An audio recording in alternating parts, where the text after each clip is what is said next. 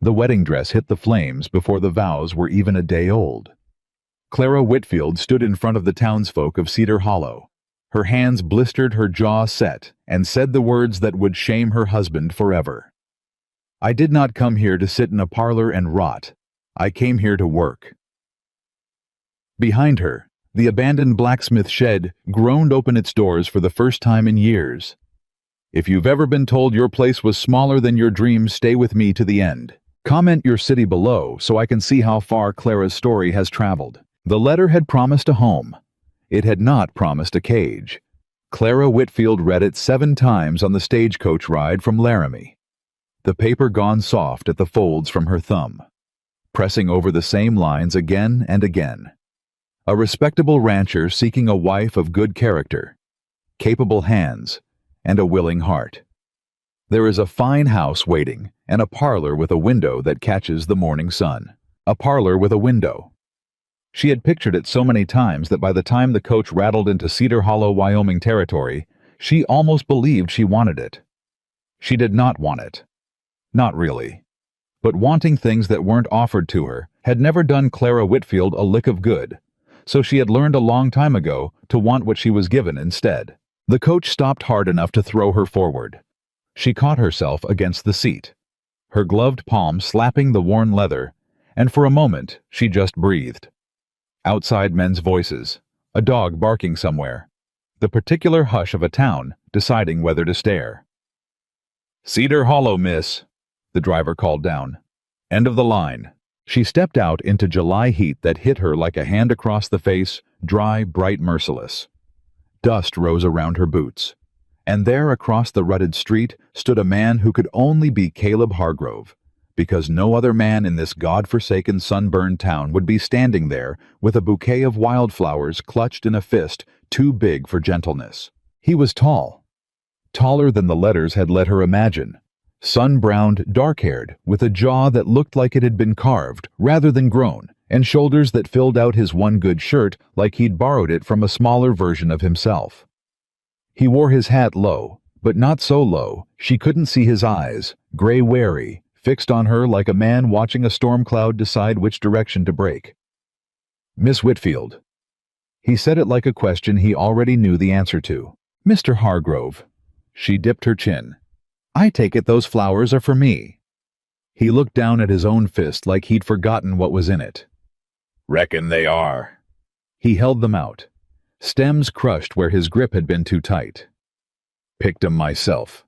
Didn't have the first idea what kind a woman like you'd favor. A woman like me." Clara took the flowers, careful not to let her fingers touch his. "You don't know the first thing about a woman like me, Mr. Hargrove. That's rather the trouble with a mail-order arrangement, isn't it?" Something flickered behind his eyes. Not offense, not quite. More like a man recalculating a fence line he'd already built. "Suppose it is." He tipped his hat, the gesture stiff, unpracticed, like courtesy was a coat he didn't wear often. "Preacher's ready when you are, ma'am. Whole town's been waitin' on this weddin' for a week now. Gossipin' more than prayin', if I'm honest." "How romantic," Clara said, and did not smile. She had not expected romance. She had stopped expecting romance the day her father's forge went cold, and the bank took the house in Harrisburg, and every suitor who'd once called on her father's daughter suddenly discovered urgent business elsewhere. A blacksmith's daughter with burn-scarred hands and no dowry was not a catch.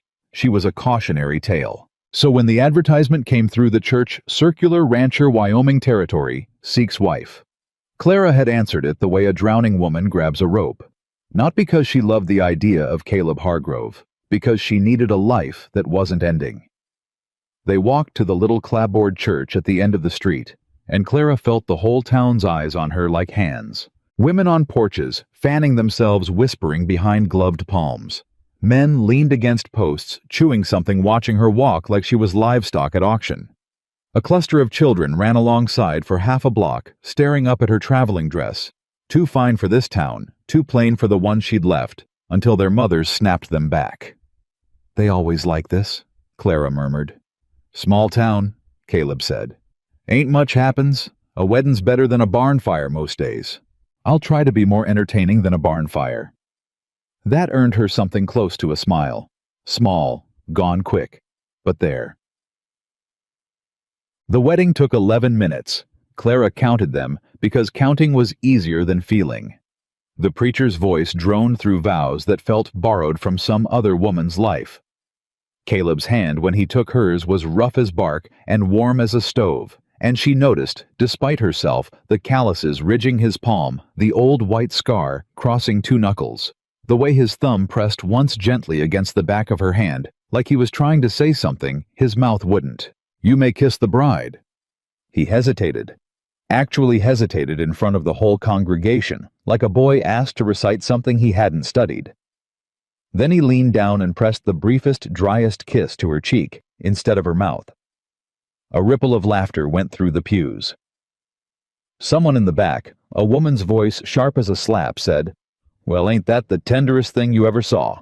Clara's spine went straight as a fence post. She did not turn to see who'd said it. She had learned that trick a long time ago, too, that turning to face an insult only fed it. Caleb's jaw tightened. "That's enough, Ruth. I'm only saying what everybody's thinking, Caleb Hargrove. You went and ordered yourself a wife from a catalog like she was a plow blade." More laughter, uglier now. "Question is, whether she'll hold an edge." Clara turned then, slowly, met the woman's eyes narrow pale, delighted with her own cruelty, and said in a voice pitched to carry to the back pew without ever rising, "I imagine that depends entirely on what's cutting me, ma'am. Some things sharpen a blade, others just waste breath trying." Silence. Then from somewhere near the front, a low bark of laughter that the man tried to smother into a cough. Ruth's face went the color of a boiled ham. "Well, I never—" "No," Clara agreed pleasantly. "I don't suppose you have." Caleb was staring at her like she'd sprouted a second head. Not angry, something more like startled, the way a man looks when a horse he thought was gentle suddenly clears a fence he didn't know it could jump. "Reckon we ought to get on to the house," he said low, only for her. "Before Ruth Calloway finds her second wind. Lead the way, husband." The word tasted strange in her mouth. Foreign. She wondered how long it would take before it felt like anything at all. The Hargrove Ranch sat a mile outside town, up against the base of a mountain that turned violet in the late light. The house was small, but solid, better built than she'd expected, timber instead of sod, a real glass window catching the afternoon sun, exactly the way the letter had promised. The parlor was through the second door.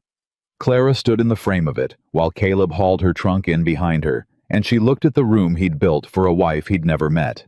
A settee secondhand, but mended careful, the upholstery a faded rose color. A little table. A window with real curtains, sun-bleached, but someone had hemmed them by hand and badly, like a man who'd tried and tried again. A vase empty, waiting for flowers that hadn't survived the wedding. Her throat tightened in a way she hadn't expected. "You made this," she said. "Been working on it since I sent the letter." Caleb set the trunk down, straightened, rubbed the back of his neck. "Ain't much, but I figured a lady likes a place of her own, somewhere pretty, somewhere quiet." "It's lovely." And it was. It was the loveliest cage she'd ever been offered. She sat on the settee because it seemed expected, and folded her hands in her lap, and felt something in her chest constrict like a fist closing. Caleb hovered in the doorway, hat still in his hands, turning the brim around and around. "Figured you could set up in here. Sewin', readin', whatever it is you favor doin' with your time. I'll be out with the herd most days, got cattle up the north pasture needs movin' before the heat gets worse, but you won't want for nothin'. I made sure of that." "What do you favor doing with your time, Mr. Hargrove?" He blinked like the question had come from an unexpected angle. "Workin' the ranch. Same as my pa did, and his pa before him." "And what did your mother favor?" Something closed in his face, quick and final as a door. "My mother's dead, ma'am. Long time now." "I'm sorry. Ain't your fault." He set his hat on a peg by the door, the first thing she noticed that looked like it belonged to him instead of to some imagined version of domestic life. "Supper's simple. Beans, some salt pork. I ain't much of a cook, but I get by." "I can cook." Didn't figure a lady like you knew her way around a stove. Clara felt the old familiar heat rise up her neck, not embarrassment. Something closer to fury banked low and careful the way her father had taught her to bank a fire overnight, so it would still be burning come morning. A lady like me, she repeated. You keep saying that, Mr. Hargrove, like you've got a picture of me already framed and hung on the wall. I'd be obliged if you'd take it down before you know a single true thing about who I am. He studied her for a long moment. The gray of his eyes had a strange stillness to it, like water right before it either freezes or breaks. Fair enough, he said finally. Then tell me something true. Clara opened her mouth, closed it. The truth was too big to hand a stranger on the first day of a marriage neither of them had chosen out of love. The truth was, her father dead 18 months, his lungs finally giving out from 40 years of forge smoke. The truth was the ring of hammer on iron that had been the only lullaby she'd ever known, sitting on an upturned bucket in the corner of his shop, from the time she could walk, watching him shape horseshoes and hinges, and once a wedding band for a woman who never came to collect it. The truth was that she knew the weight of a hammer better than she knew the weight of a Bible, and that when the bank took everything else, she had begged, actually begged on her knees, which she had never told a living soul to keep his tools. They hadn't let her. Everything sold. Everything except the small leather roll of hand tools she'd hidden in the lining of her trunk, wrapped in her one good shawl, smuggled 2,000 miles west because she could not bear to let them go. The truth was that she had answered a mail-order advertisement not because she wanted a husband, but because she wanted desperately to not disappear. "I'm handier than I look," was what she said instead. "That's true enough for today." Caleb nodded slow, like he understood he'd been given a locked door instead of an open one, and had decided not to force it. "Then I reckon we'll get on fine, Mrs. Hargrove." Mrs. Hargrove. She turned the name over in her mind like a coin testing its weight. It didn't fit yet, but nothing ever did at first. Not until you'd worked it hot under the hammer until it bent into the shape you needed it to be. Supper was quiet. Beans and salt pork exactly as promised, eaten at a table built for a family Caleb didn't have yet. He ate fast the way men eat who are used to eating alone and quickly between chores. Clara ate slower, watching him, cataloging him, the way her father had taught her to catalog a piece of iron, before she ever put it to fire, where the weak points were, where it might crack under pressure, where it had strength nobody had bothered to test. "You've a scar," she said, nodding at his knuckles. "How'd you come by it?" He looked down at his hand like he'd forgotten it was there. "Colt, Greenbroke hadn't learned manners yet. Caught me against the rail fixin' a busted gate hinge. Split it clean open. You fixed it yourself, the hinge. Wasn't nobody else to do it." He said it plain, not boastful, just fact, the way a man states the weather. "Ranch this size, you learn to do a bit of everything, or you learn to watch things fall apart. I ain't much for watchin'." Clara felt something unfold in her chest, small and cautious as a hand opening. "No, I don't imagine you are." "What about you?" He nodded at her hands folded on the table's edge. "Ladies back east don't usually carry scars like that."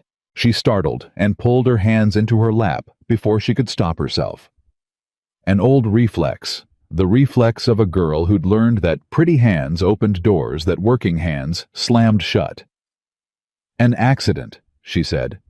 "Long ago." "Didn't look like an accident to me. Looked like burns. Old ones. The kind you get from workin' close to a fire, not fallin' into one." Clara's mouth went dry. He'd seen more than she meant to show him. "You're very observant, Mr. Hargrove. Man who don't watch close out here don't last long." He set down his fork. "I ain't askin' to pry, ma'am. Just if there's something about you that's gonna come up sideways later, I'd rather hear it plain now. Save us both the surprise." For one wild moment, Clara considered it. Considered telling him everything: the forge, her father, the tools hidden in her trunk, lining the hunger in her chest, that had never once, not for a single day of her 24 years, been satisfied by anything softer than fire and iron. Instead, she said, "I was raised by a tradesman. I know more of hard work than you'd guess looking at me in this dress. That's all I'll say tonight." Caleb studied her a long moment, gray eyes unreadable, and then nodded once, like a man accepting a trade he wasn't sure was fair, but was willing to honor anyway. "Fair enough," he said again. It seemed to be his answer for most things. Fair enough, and reckon so. The two poles a man's whole conversation could apparently orbit. That night, alone in the parlor, that was supposed to be her whole world, now Clara knelt beside her trunk and pulled back the false lining she'd sewn herself 3 days before leaving Harrisburg, her fingers shaking the entire time. The tools were there, wrapped in oilcloth, wrapped again in her mother's old shawl. A hammer small enough to be called a lady's hammer, but weighted true. Tongs. A file worn smooth in the middle from her father's grip, and after him hers. A leather apron folded so many times it had gone soft as cloth. She held the hammer in both hands and felt for the first time since the wedding like she could breathe. A parlor with a window that catches the morning sun. She looked at the window. The curtains Caleb had hemmed badly with more care than skill. The settee in faded rose. The empty vase. It was a beautiful room. It was not, and would never be, a life. She woke before dawn out of old habit. The habit her father had beaten into her before she was old enough to argue fire. Don't wait for a lady to finish her beauty sleep. Clara girl fire waits for nobody, and found the house already empty. Caleb gone to the herd. A note left on the kitchen table in handwriting that looked like it had been carved rather than written, gone to North Pasture, back by dark. There's flour if you want to bake. C.H. Clara read it twice, and then folded it and set it aside, and went looking for the barn. She found it easy enough. Every ranch had a barn, and every barn told you things about the man who ran it. This one was tidy, but tired. Tools hung in careful rows, but half of them were bent dulled, patched with wire, instead of properly mended. A wagon wheel leaned against the wall with a crack running clean through the iron rim. A plow sat rusting in the corner, one blade missing entirely, and past the barn, half swallowed by weeds, nobody had bothered to clear, stood a shed. Clara knew what it was before she even reached the door. She knew it the way she'd known as a girl whenever her father came near a fire, some old instinct rising in her blood like a dog scenting rain. A forge. Cold abandoned the chimney choked with a bird's nest, but a forge all the same, the anvil still bolted to its stump, rust-eaten but sound. The bellows hanging in tatters, a quench trough gone dry and cracked. She stood in the doorway for a long moment, heart hammering harder than any hammer she'd ever swung. "Who left you like this?" she murmured, and stepped inside. By the time Caleb rode in at dusk, dust-caked and saddle-sore exhausted in the particular way of a man who'd spent 12 hours fighting cattle that didn't want to be fought, he found his new wife standing in the doorway of the old forge shed with soot on her cheek, and her sleeves rolled to the elbow, and an expression on her face he had absolutely no name for. "Ma'am." He swung down slow, eyeing her like she might be a fever dream brought on by too much sun. "What in the blazes are you doing out here?" "This shed," Clara said. "Whose was it?" "My pa's." Caleb led his horse toward the barn, and she fell into step beside him without quite deciding to. "He was handy with iron. Kept us in shoes and hinges and whatnot till he passed. Ain't nobody touched it since. I always meant to clear it out, use the space for something else, but—" He shrugged a gesture that carried more weight than the movement suggested. "Never got around to it, I guess. Felt wrong somehow. Tearing down the last thing he built." "It's not ruined," Clara said. "The bellows need replacing, and the chimney wants clearing, but the anvil's true, and the forge itself is sound stone. It could be fired again inside a week with the right hands on it." Caleb stopped walking, turned to look at her properly, the way he hadn't quite managed to since she'd stepped off the stagecoach. "How would you know a thing like that?" And there it was, the locked door rattling on its hinges, demanding to be opened, whether she was ready or not. Clara lifted her chin. Somewhere behind her ribs, her father's voice. Tell the truth about your work, Clara girl. Never once apologize for what your hands can do. Because my father was a blacksmith, she said. One of the finest in Harrisburg before the bank took everything he'd built and put him in an early grave trying to earn it back. I grew up in a forge, Mr. Hargrove. I learned to read fire before I learned to read scripture. I can shape iron the way most women shape bread dough, plain, practiced without a second thought. I did not come out here to sit in a parlor stitching samplers while your tools rust and your wagon wheels crack. I came out here because I was told there was work waiting for capable hands, and I intend to prove that mine are exactly that. Take you. Silence stretched between them long enough that a nighthawk cried somewhere up the mountain, and neither of them flinched. You're telling me, Caleb said slowly, that my wife is a blacksmith. I'm telling you that your wife knows how to be useful. Whether that frightens you is entirely your own concern. It don't frighten me. His voice had gone rough low, and something in it, not anger she realized with some surprise, but closer to wonder, made her chest go tight. It just ain't how it's done, ma'am. A woman working iron. Folks in town already think I'm strange for correcting Ruth Calloway at my own wedding. Clara cut in.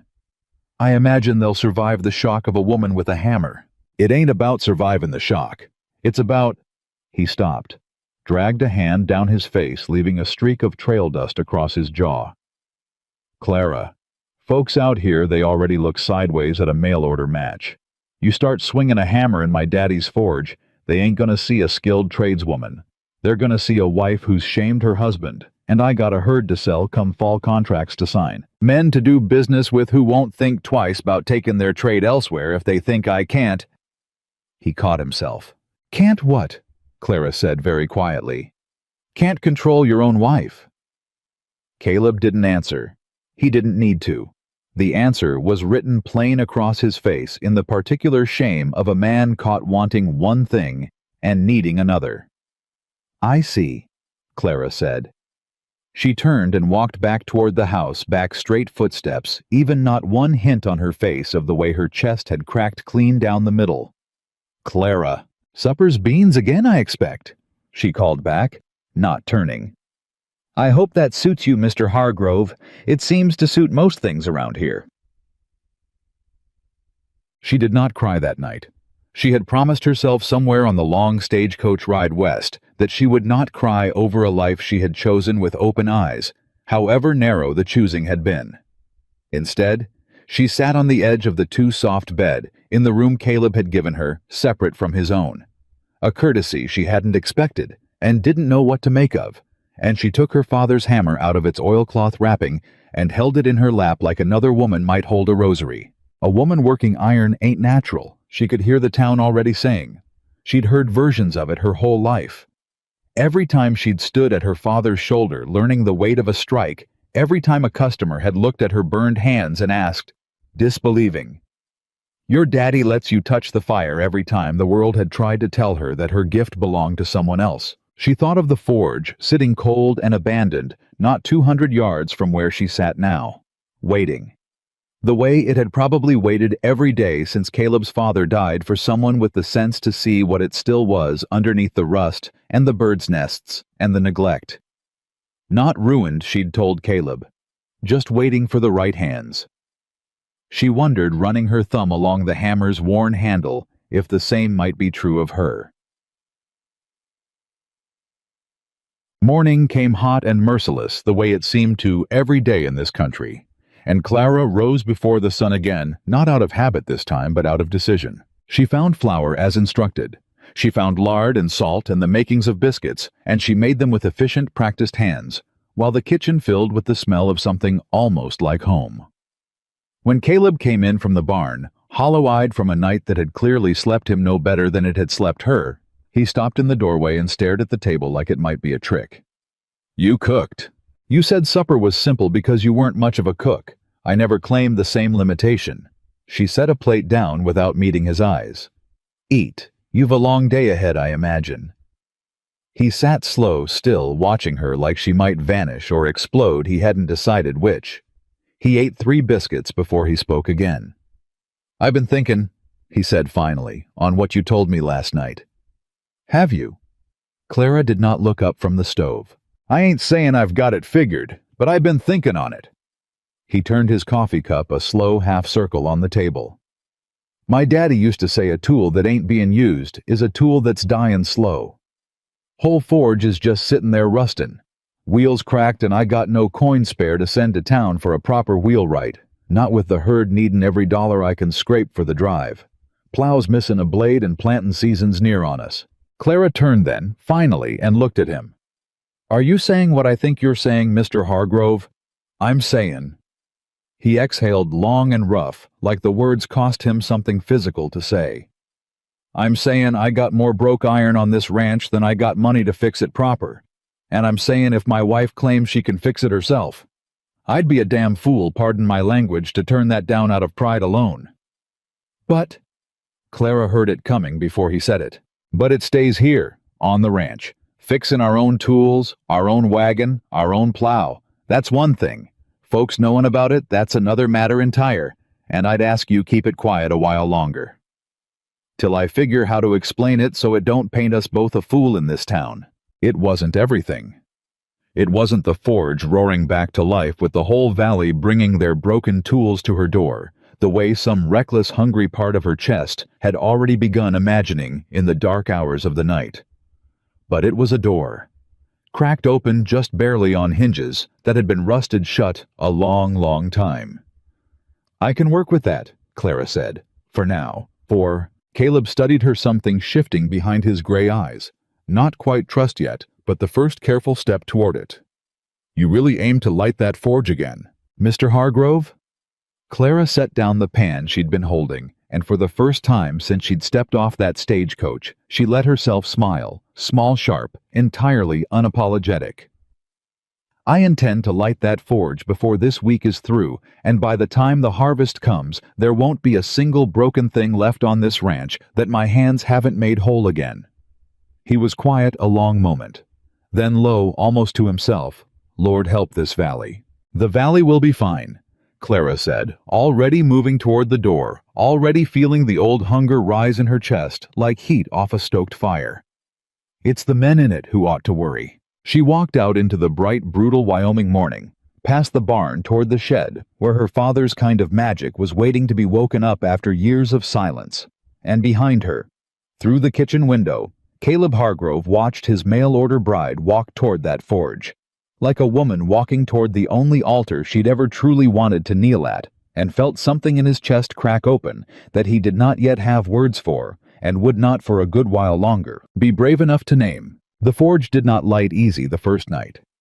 Clara worked until her hands blistered fresh over old scars, coaxing the ancient bellows back to life with scraps of leather cut from a worn-out saddle Caleb hadn't the heart to throw away. By the third night, the chimney drew clean, and flame licked up gold and hungry inside the stone hearth her father-in-law had built with his own 2 hands 30 years before she'd ever been born. You're gonna burn the whole place down, Caleb said, standing in the doorway with his arms crossed, watching her work the bellows like she'd been born to it, which in a manner of speaking she had. I know fire, Mr. Hargrove. Fire doesn't scare me. Didn't say it scared you. Said you were going to burn the place down. Then stand closer to the door, Clara said without looking up, and be ready to run. He didn't move from the doorway. He stayed the better part of an hour saying nothing, watching her heat a strip of scrap iron until it glowed the color of a harvest sunset, watching her lay it against the anvil and strike it true once, twice a third time, each blow ringing clean through the summer night like a bell calling something back from the dead. That's my daddy's rhythm, Caleb said quietly when she paused to wipe sweat from her brow. Same beat. Same pause between strikes. How'd you... Good ironwork has a rhythm to it, whoever's swinging the hammer, Mr. Hargrove. Steel doesn't care whose hands shape it. It only cares that the hands know what they're doing. He didn't answer that. But he didn't leave either. Not for a long while. And when he finally did walk back toward the house, Clara caught him glancing back over his shoulder twice, not with worry this time. With something that looked in the firelight almost like pride he didn't yet have permission to feel. The wagon wheel was the first real test. It belonged to Otis Grady, a widower who farmed 40 acres 2 miles north and had been making do with a cartwheel cracked clean through the iron rim for the better part of a month, patched with wire that groaned every time the wheel turned. He came by at dusk, hat in hand, asking Caleb if he might borrow a spare wheel or point him toward someone in town who could fix the one he had on account of harvest coming, and no way to haul his corn to the mill with a wheel fixing to snap in two. Caleb hesitated. Clara watched that hesitation from the kitchen window, watched him glance back toward the house toward her like a man standing at a fork in the road with a storm coming from both directions. "Bring it round back," Caleb said finally. "I got someone who might take a look." Otis Grady's eyebrows went up considerable when the someone turned out to be a woman in a leather apron with soot on her cheek and a hammer already in her hand. "Now hold on," he started. "Caleb, I don't mean no disrespect, but you want the wheel fixed, or you want to stand there jawing about who's holding the hammer?" Clara didn't look up from the forge, where she'd already begun heating the metal she'd need to weld the crack shut. "Because I've got fire going either way, and iron doesn't wait politely while men decide if they trust a woman's hands." Otis looked at Caleb. Caleb looked at the ground jaw working and said nothing. "She's my wife," he said finally. Like that settled something. "And she's the best set of hands with iron this valley's gonna see. You want that wheel fixed proper, or you want to keep patching it with wire till it snaps under a full load of corn and breaks your neck in the ditch? Your choice, Otis." The old farmer chewed on that a long moment, working his jaw, the way men do when pride and practicality are wrestling behind their teeth. Then he set the wheel down against the shed wall. "Fix it," he said. "But I ain't saying nothing to nobody about who done it." "Wasn't asking you to," Clara said, and got to work. She had the crack welded and the rim trued within the hour, working with a speed and precision that made Otis Grady go quiet in a way that had nothing to do with disapproval anymore. When she handed the wheel back cooled and solid, he turned it over in his hands like he was checking for a trick. "Well, I'll be." He looked up at her. Something shifted in his weathered face. "That's better work than Whitcomb does in town, and he charges triple what I got in my pocket." "Then I'd say you got a bargain, Mr. Grady." "Ma'am." He tipped his hat slow and deliberate, the gesture of a man revising an opinion in real time. "I reckon I owe you my thanks, and my discretion, both." He left with the wheel and a sack of turnips he insisted on leaving as payment, since he had no coin to spare, and Clara stood in the doorway of the forge, watching him go, feeling something warm settle in her chest that had nothing to do with the fire still glowing behind her. "You did good," Caleb said low once Otis was well down the road. "I know," Clara said, and this time she let herself smile at him. Not the sharp, guarded smile she'd been rationing out since the wedding, but something looser, something real. "You could try telling me that, like you mean it though, instead of like it surprises you." "It does surprise me." He rubbed the back of his neck, a gesture she was starting to recognize as the closest thing he had to nervousness. "Ain't never seen nothing like that. Not from a woman. Not from most men, if I'm honest. Get used to it," Clara said. "Because Otis Grady isn't going to keep quiet for long. Discretion has a short shelf life in a town this size." She was right, though it took 9 days instead of 1. Word moved through Cedar Hollow the way fire moves through dry grass. Slow at first, a smolder, nobody notices, and then all at once faster than anybody can outrun. It started with Otis Grady's cousin, who farmed the next section over, and noticed the wheel looked suspiciously better than it had any right to. It moved to the mill where Otis's corn got hauled without incident for the first time in a month. It reached the general store where the mill owner mentioned offhand that Grady's wheel looked like it had been reforged rather than patched. And from the general store, propelled by the particular velocity of small-town gossip, it reached Ruth Calloway inside of an afternoon. "I heard," Ruth said to her husband loud enough to carry through the open window of their house and clean across the street, "that Caleb Hargrove's mail-order wife has been playing blacksmith out at that old shed of his. Can you imagine? A grown woman playing at a man's trade, and Caleb letting her do it plain as day." The story grew teeth as it traveled. By the time it reached the church social 3 days later, Clara wasn't just fixing wheels in secret. She was, according to the most colorful version, wearing trousers, cursing like a mule skinner, and had allegedly threatened to horsewhip anyone who questioned her. None of it was true. All of it stuck. Caleb came home from town that evening with a face like a thundercloud, boots hitting the porch steps harder than necessary. "They're talking," he said, before Clara had even set down her mending. "Whole town's talking. Ruth Calloway's telling anybody who'll stand still long enough that I've lost control of my own house." "Have you?" Clara asked, and did not look up from her sewing. "That ain't the point." "It's precisely the point, Mr. Hargrove." She set the needle down, now met his eyes square. "You told me to keep it quiet a while longer, and I did. Every soul who's come to that forge, I asked them to hold their tongue, and most did for a time. But you cannot fix a wheel that saves a man's harvest and expect the whole valley to forget it happened just because it's inconvenient for your pride." "It ain't about pride." "Isn't it?" He didn't answer right away, and in the silence, Clara watched something war behind his eyes, the same battle she'd glimpsed the first night at the forge. The same fork in the road. "I got contracts coming due," he said, finally quieter now. "Cattle drive in 6 weeks, and I'm selling to Thaddeus Kane, same as every rancher in this valley, on account of he's the only buyer with the capital to move a herd this size to the railhead. Man like that hears his suppliers can't keep their own households in order. He starts wondering what else might be out of order. Starts wondering if maybe he ought to look elsewhere for his cattle. Or worse, starts wondering if maybe there's an opportunity in a rancher who's looking shaky. And you think fixing a wagon wheel makes you look shaky? I think a woman working iron in a man's forge is the kind of thing men like Kane remember. And men like Kane don't forget things that make other men look weak. Not when there's an angle in it for him." Clara studied her husband for a long moment. Really studied him. The tightness around his eyes, the way his hands had curled into loose fists at his sides without him seeming to notice.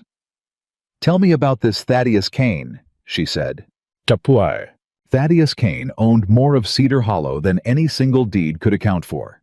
He held the note on half the ranches in the valley, controlled the only cattle contract worth signing, and had a smile, Caleb said, like a man who'd learned charm, the way other men learned trades, as a tool, sharpened for use, never mistaken for kindness. "He's not from around here originally," Caleb said low over a supper neither of them had much appetite for. "Came out from back east maybe 8 years back, bought up the old Ferris spread when Ferris couldn't make his note, and he's been buying ever since. Land water rights cattle contracts. Man's got his hand in near everything that moves money through this valley. And you owe him. Everybody in this valley owes him one way or another." Caleb's jaw worked. "My daddy borrowed against the north pasture the year of the bad winter before he passed. I've been paying that note down slow, selling cattle through Kane's contract, same as everybody, on account of he's the only game in town for moving a herd east. Man sets his own prices, and there ain't nobody to compete with him. So you take what he offers, or you don't sell at all." "That sounds less like business," Clara said carefully, "and more like a noose that hasn't finished tightening yet." Caleb didn't argue the point.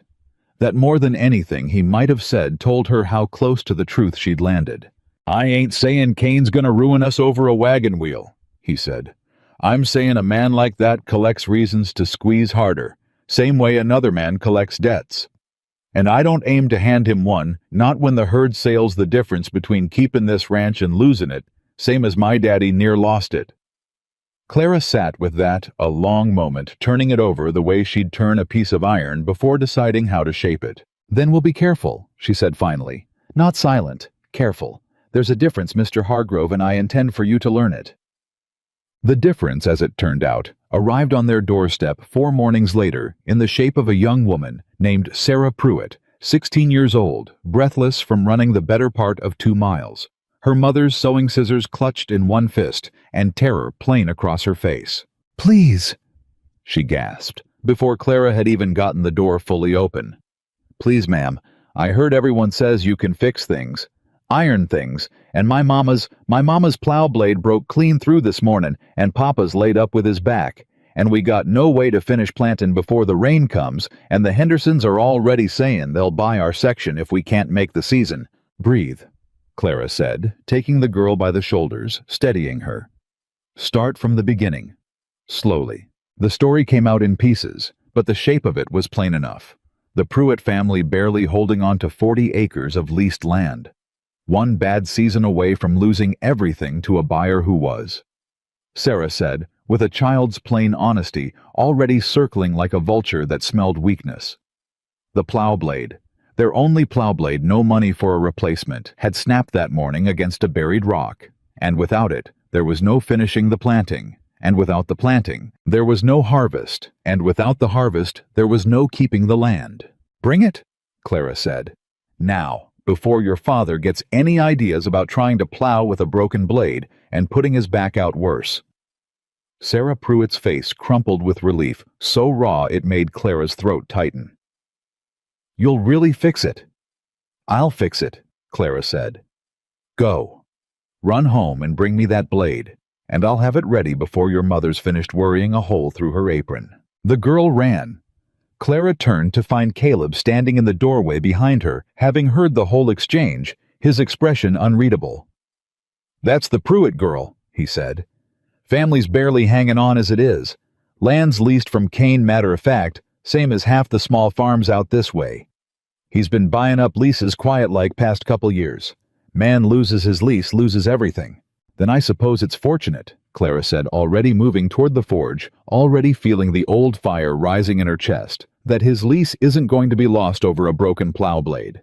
Not while I've got a working forge and 2 capable hands. Clara! Caleb caught her arm, gentle but firm, and for a moment they stood close enough that she could see the flecks of green hidden in the gray of his eyes, close enough to feel the warmth radiating off him from a morning already spent in the sun. If word gets to Kane that you're fixin' tools for families leasin' his land, savin' harvests, he's half hopin' will fail, so he can foreclose and take the land back cheap. That ain't just gossip no more. That's you standin' directly in the man's way. That's a different kind of danger. Clara looked up at him. Are you telling me not to help her? The silence stretched long enough that a hawk cried somewhere overhead, circling. No, Caleb said, finally low and rough. I'm telling you, I'm scared of what happens if you do, which ain't the same thing as telling you not to. Good, Clara said, and pulled her arm free gentle. Because I wasn't going to listen either way. She fixed the Pruitt plow blade in under an hour, working with a fury and precision that left Sarah Pruitt staring at her like she'd witnessed something close to a miracle. When the girl tried to press a few precious coins into her hand, Clara closed the girl's fingers back around the money and shook her head. Keep it. Buy your mother something pretty when the harvest comes in good. That'll be payment enough. Sarah Pruitt left in tears. Good tears. The kind that come from a weightlifting rather than settling, and Clara stood in the doorway of the forge, watching her run home with the mended blade held against her chest like something precious, and felt, for the first time since she'd stepped off that stagecoach, entirely and completely herself. That feeling lasted exactly 2 days. The knock came on a Thursday evening, sharp and confident, the knock of a man unaccustomed to waiting for doors to open. Caleb answered it, and Clara, elbow-deep in bread dough at the kitchen table, heard the voice before she saw the face, and something in her stomach went cold and still. Evenin' Hargrove. Hope I ain't catchin' you at a poor time. Mr. Kane. Caleb's voice had gone flat, careful, the voice of a man walking across thin ice and trying not to let the cracking show. Wasn't expectin' you out this way. Wasn't plannin' to be out this way, if I'm honest. But a man hears interestin' things, and interestin' things have a way of pullin' a fella off his usual road. A pause, and Clara could feel the weight of an unseen gaze moving past Caleb into the house toward her. Evenin', ma'am. You'd be the new Mrs. Hargrove, I take it. Clara wiped her hands on her apron and stepped into view, meeting the man square. Thaddeus Kane was not what she'd braced herself for. No horns, no obvious villainy, just a well-dressed man of perhaps 50 silver at the temples, a smile that sat on his face like a coat he'd learned to wear so well it looked natural. His eyes, though. His eyes did not smile at all. "Mr. Kane," she said. "I've heard your name mentioned once or twice. I imagine you have. Man in my position, folks tend to mention my name a fair amount." He stepped inside without quite being invited, hat in hand, eyes moving over the room with the particular thoroughness of a man taking inventory. "I'll get straight to it since I know you folks got supper waitin'. Word's travelin' round this valley, and word travels fast in a place this small. You understand that Mrs. Hargrove here has been doin' ironwork, fixin' wheels, plow blades and the like. That true?" The silence stretched. Caleb's jaw tightened. "It's true," Clara said before Caleb could decide how to answer for her. "I was raised in a blacksmith shop, Mr. Kane. I know my way around iron better than most men in this valley, and I've been putting that knowledge to use where it's needed." Something flickered behind Kane's eyes, not quite surprise, more like the particular interest of a man discovering an unexpected variable in a calculation he'd thought settled. "Well?" He turned the words over slow, like he was tasting them. "Ain't that something? A lady blacksmith right here in Cedar Hollow. Don't hardly know what to make of that." "You don't have to make anything of it," Caleb said, stepping forward, putting himself half a step in front of Clara, without seeming to think about it. "It's a family matter, Kane. Don't concern the herd contract none. Everything concerns the herd contract Hargrove when I'm the one holding the note on your north pasture." Kane's voice stayed pleasant, even warm, which somehow made the words land harder than a shout would have. "See, here's my trouble. I got a business built on trust. Ranchers sell me their herds, I move 'em east, everybody makes their money, and sleeps easy. That trust depends on folks believin' the men I do business with are, how should I put this, stable, reliable, men whose households run in good order. My household runs fine," Caleb said low. "I'm sure it does from where you're standin'." Kane's gaze slid back to Clara, unhurried assessing. "But you understand my position, surely. A rancher whose wife is out doin' men's work, stirrin' up talk all through the valley, some folks might start wonderin' what else might be a little unconventional about that household. And when a man's got a herd contract worth thousands of dollars restin' on other men's confidence in him, ma'am, unconventional ain't exactly a comfortable word to have floatin' around." Clara felt the old anger rising, banked, and dangerous, but she kept her voice level, cool as quenched steel.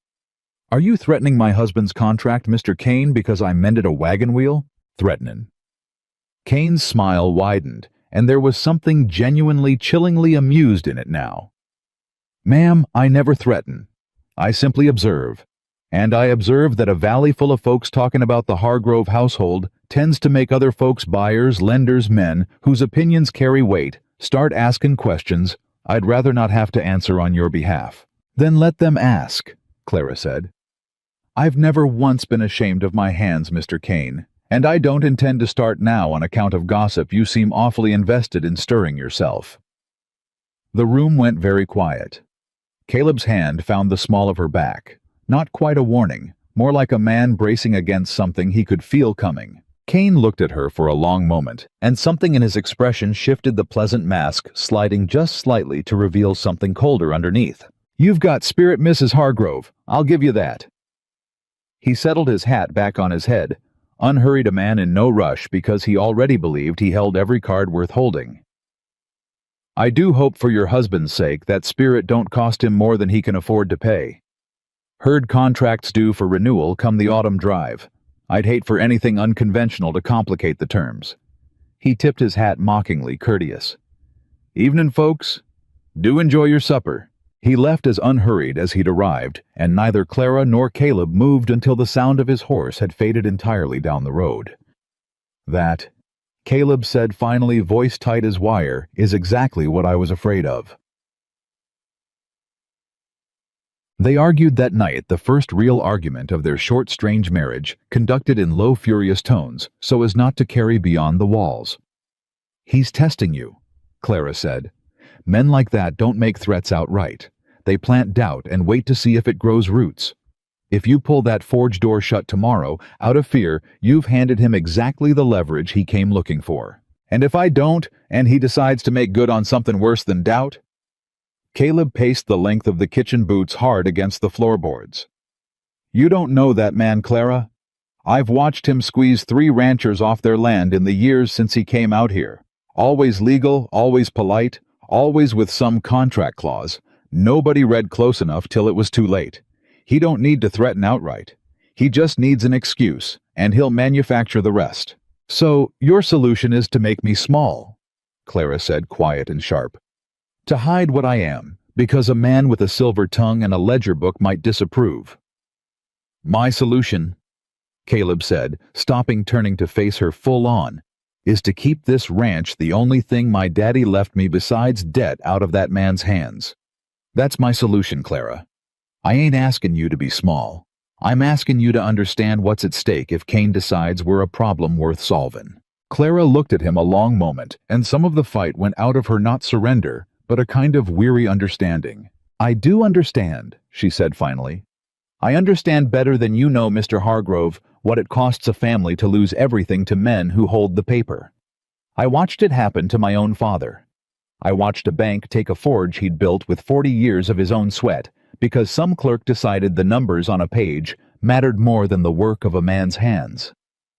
Her voice cracked just slightly, and she hated it, and let it happen anyway. "So don't lecture me about what's at stake. I know precisely what is at stake. I simply refuse to believe the answer is to disappear." Caleb's face changed, then the anger draining out of it replaced by something raw, something that looked almost like grief. "I ain't asking you to disappear," he said, quiet now. "I'm asking you to let me figure a way to protect both things I care about. The ranch and you." He said the last word like it surprised him to be saying it, like he hadn't quite meant to admit that he'd started caring about something he'd only ordered from a catalog 3 weeks before. Clara's breath caught. "Both things," she repeated softly. "Both things," Caleb said, and didn't look away. They found a fragile peace after that. Not a solution, not yet, but an understanding. Clara would keep working, but quieter, more careful, choosing which request to answer and which to gently turn aside, weighing each family's need against the risk of drawing Cain's eye further. Caleb, for his part, stopped arguing every time a neighbor showed up at the forge door, and started in small ways she noticed and treasured, defending her when talk turned ugly in town. It was Ruth Calloway who tested that peace, first cornering Caleb outside the general store, not 4 days after Cain's visit. "I heard Thaddeus Cain paid you a call," Ruth said, not bothering to hide her satisfaction. "Heard he wasn't too pleased about your wife's little hobby. Can't say I blame him. A blacksmith wife. Whatever will folks think?" "Folks'll think whatever they please, Ruth, same as they always do," Caleb said, tight-jawed. "Don't much concern me what you make of it. It ought to concern you." Ruth pressed, lowering her voice to something almost gentle, almost kind, which made it worse. "I'm only saying this out of care, Caleb Hargrove. You're a good man, and you deserve a wife who tends your house, 'stead of playing at a trade that ain't hers to claim. Cain's got influence over half this valley. You cross him over pride, you could lose everything your daddy built. My wife," Caleb said, each word deliberate, "has saved 3 families' harvests this month with hands most men in this valley couldn't match with a full day's work. If that's shame, Ruth, then I reckon I'll wear it proud."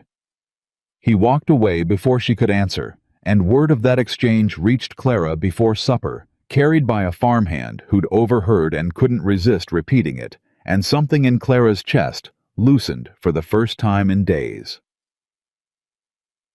Bed. The peace lasted 11 days.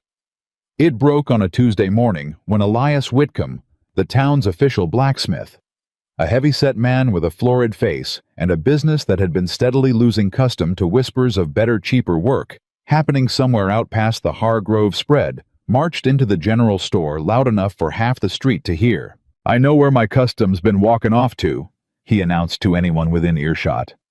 "Hargrove's got himself a woman doing smith work out at his place undercutting honest tradesmen, and I aim to see something done about it. Ain't right. Ain't legal neither, far as I know. Woman working a trade guild's got no business claiming." "There ain't no trade guild in Cedar Hollow, Elias," someone pointed out. "There ought to be," Whitcomb snapped. And there ought to be rules about who's allowed to swing a hammer for coin in this town. I got a family to feed, same as anybody, and I ain't about to sit quiet while some fancy Eastern woman steals bread from my children's mouths. It should have stayed a blacksmith's grievance, small and containable. But Elias Whitcomb was not a subtle man, and by that evening half of Cedar Hollow had heard some version of the complaint, and the version that reached Thaddeus Kane's ears delivered.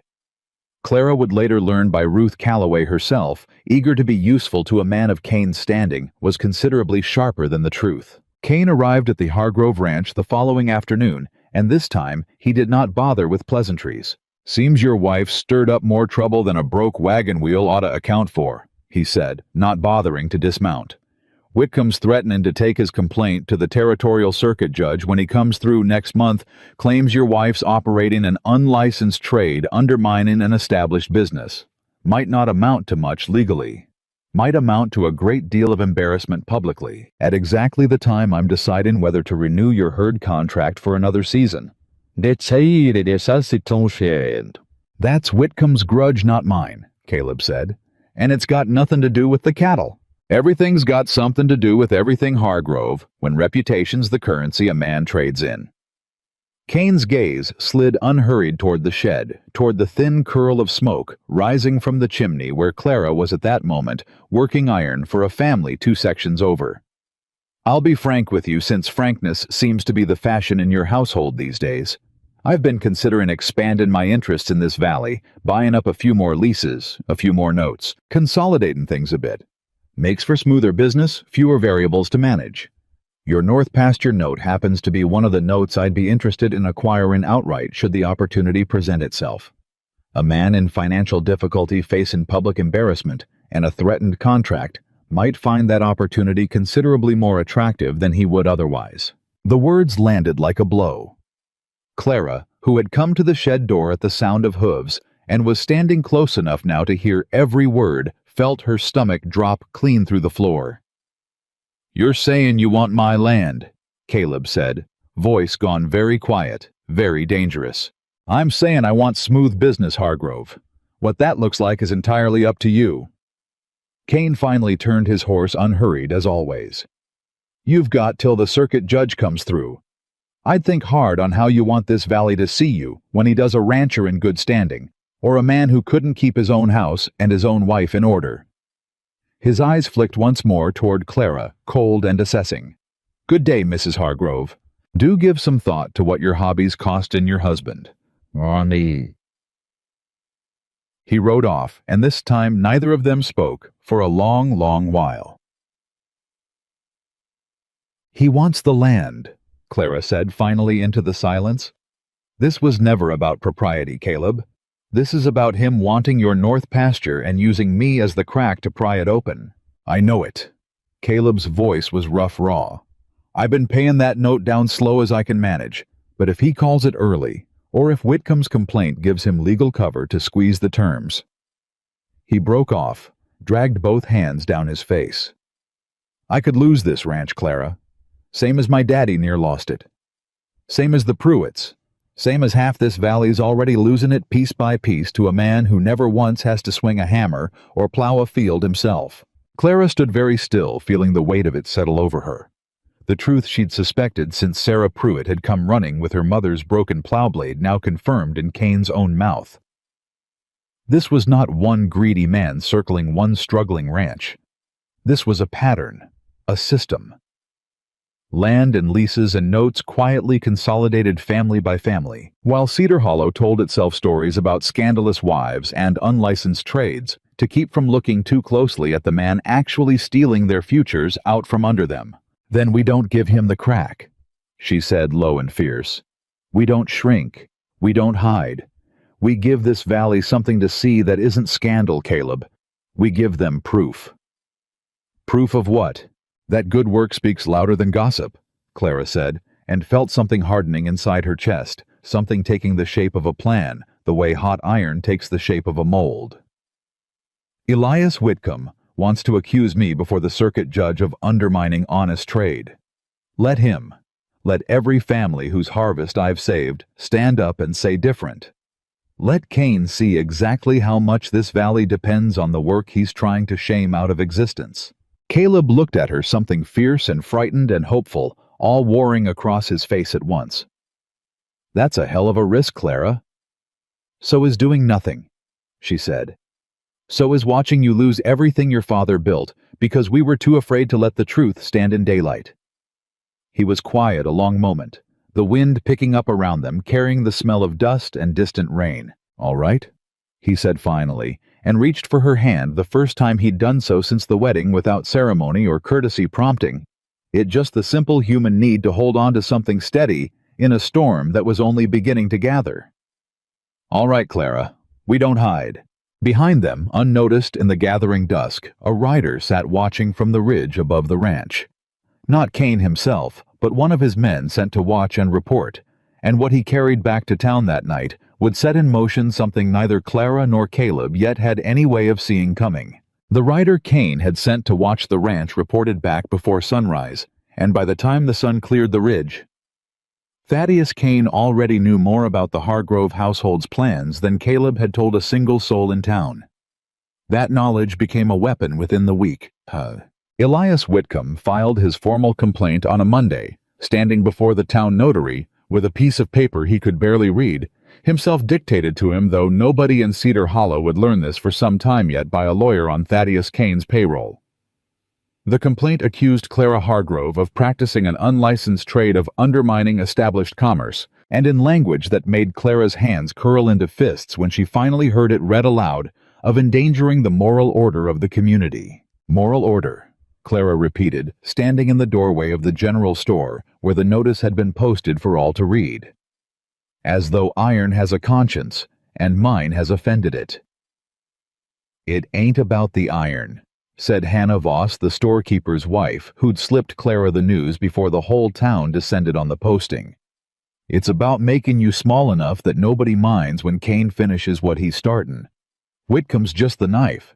Somebody else is doing the cuttin'. Clara said nothing to that because there was nothing to say that wouldn't sound like fear, and she had promised herself, standing in that forged doorway with her father's hammer in her hand, that she would not let this valley see her afraid. But that night, alone with Caleb over a supper, neither of them touched, the fear came out anyway. Circuit judge arrives in 19 days, Caleb said, staring at his plate like it might offer answers. Whitcomb's complaint gets heard first thing, and Cain'll be sitting right there in that courtroom making sure everybody remembers exactly whose favor to curry. Then we have 19 days to make sure the whole valley remembers something else. Clara reached across the table, covered his hand with hers, a gesture that had become in these last weeks less deliberate and more instinctive, the way a person reaches for warmth without thinking. Every family I've helped, every tool I've mended. 19 days is enough time to remind Cedar Hollow what it actually needs, Caleb, if we're brave enough to let them see it plain. And if it ain't enough, Clara didn't have an answer for that. Neither of them did. The first crack in their plan came from a direction Clara hadn't braced for. Garrett Cain. No relation to Thaddeus, despite the shared name. A coincidence the boy had spent his whole young life having to explain, was 15 years old. Gangly, quiet, the son of the town's ailing doctor, and he had been coming to the forge in secret for the better part of 2 weeks, ostensibly to fetch tools for his father's medical instruments, but staying longer, each visit watching Clara work, with an attention that went well past curiosity. You want to learn? Clara said finally on the 9th visit, not looking up from the horseshoe she was shaping. Just say so, boy. I don't bite. The boy went red to his ears. My pa says smith work ain't for a doctor's son. Says I ought to be studying his trade, not this. Your pa's trade and my trade aren't so different as you'd think. Clara set down her hammer, wiped her hands, studied him properly for the first time. Both of us take something broken and make it whole again. Difference is, I use fire and he uses medicine. Same instinct underneath. You really think that? I really do. She held out the tongs. Go on then. If you're going to hover in my doorway wasting daylight, you might as well make yourself useful. It was a small thing teaching a doctor's son to hold tongs steady over a flame. It should have stayed small. But word of it reached Whitcomb inside of 3 days, twisted into something uglier by the time it traveled. Not a woman teaching a curious boy a skill, but a woman corrupting the town doctor's son, pulling him from a respectable path toward some scandalous, unnatural trade. Dr. Kane.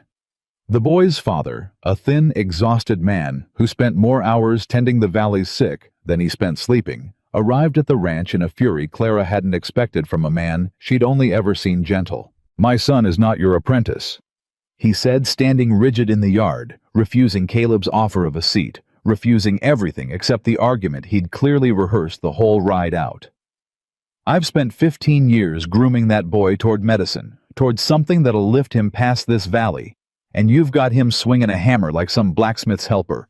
I won't have it, Mrs. Hargrove. I won't have my son's future traded for your hobby." "Dr. Kane."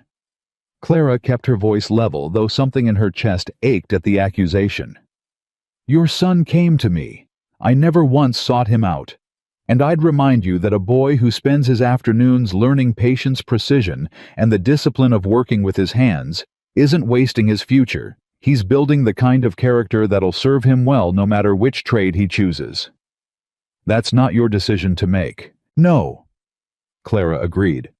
"It's his, and yours. But it was never mine to take from him, and I'll not apologize for a boy's curiosity, Doctor.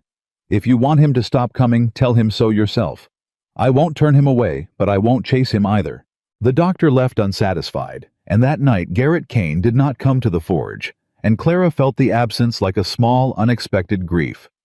One more thread of the valley's trust, fraying under pressure, that had nothing to do with the quality of her work, and everything to do with the fear Kane and Whitcomb had spent weeks cultivating. The second crack came 4 days later, and this one drew blood. It was late afternoon when Caleb rode in from the north pasture at a gallop that told Clara something was badly wrong before he'd even reined in. "Fence line's cut," he said, swinging down before his horse had fully stopped. "Whole north section. Somebody took wire cutters to near a quarter-mile of fence sometime last night, and I got cattle scattered halfway to the Pruitt place by the time I found the gap." "Kane," Clara said. It wasn't a question. "Can't prove it. Won't ever prove it. Man's too careful to leave his own hand on something like this. But I know it in my gut, Clara. Fence didn't cut itself, and it sure didn't happen the same week Whitcomb's complaint goes before the judge by pure coincidence."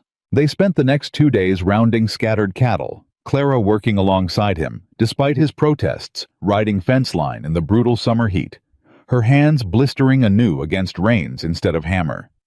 And by the time the herd was gathered and the fence mended with iron stays, Clara forged herself stronger than what had been there before both of them were hollowed out with exhaustion and something harder to name. "He's tightening the noose," Clara said that night, too tired for anything but plain speech.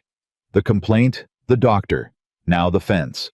He's testing every weak point, seeing which one breaks first.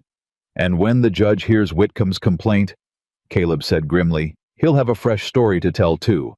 Rancher can't even keep his fence line secure, household in disarray, every little thing adding up to a picture he wants painted."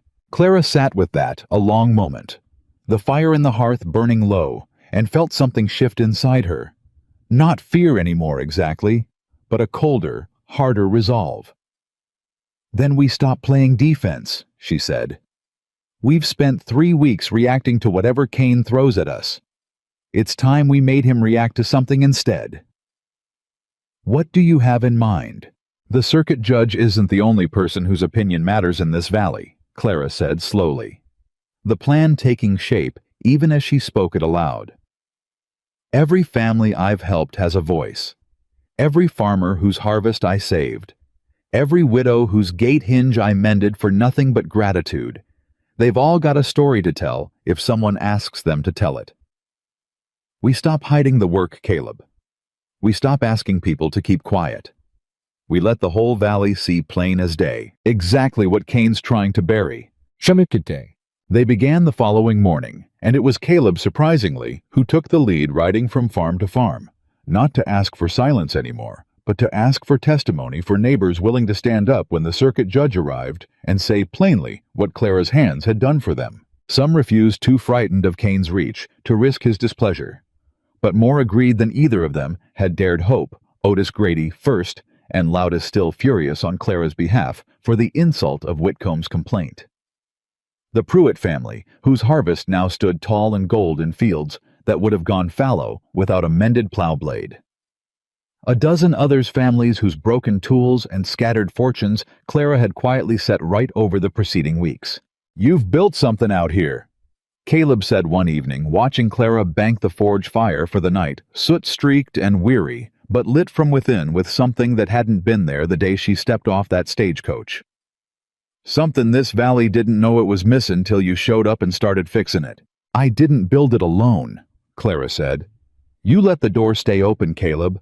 That first night when you could have boarded that forge shut and told me to sit pretty in the parlor, you didn't. Don't forget that counts for something."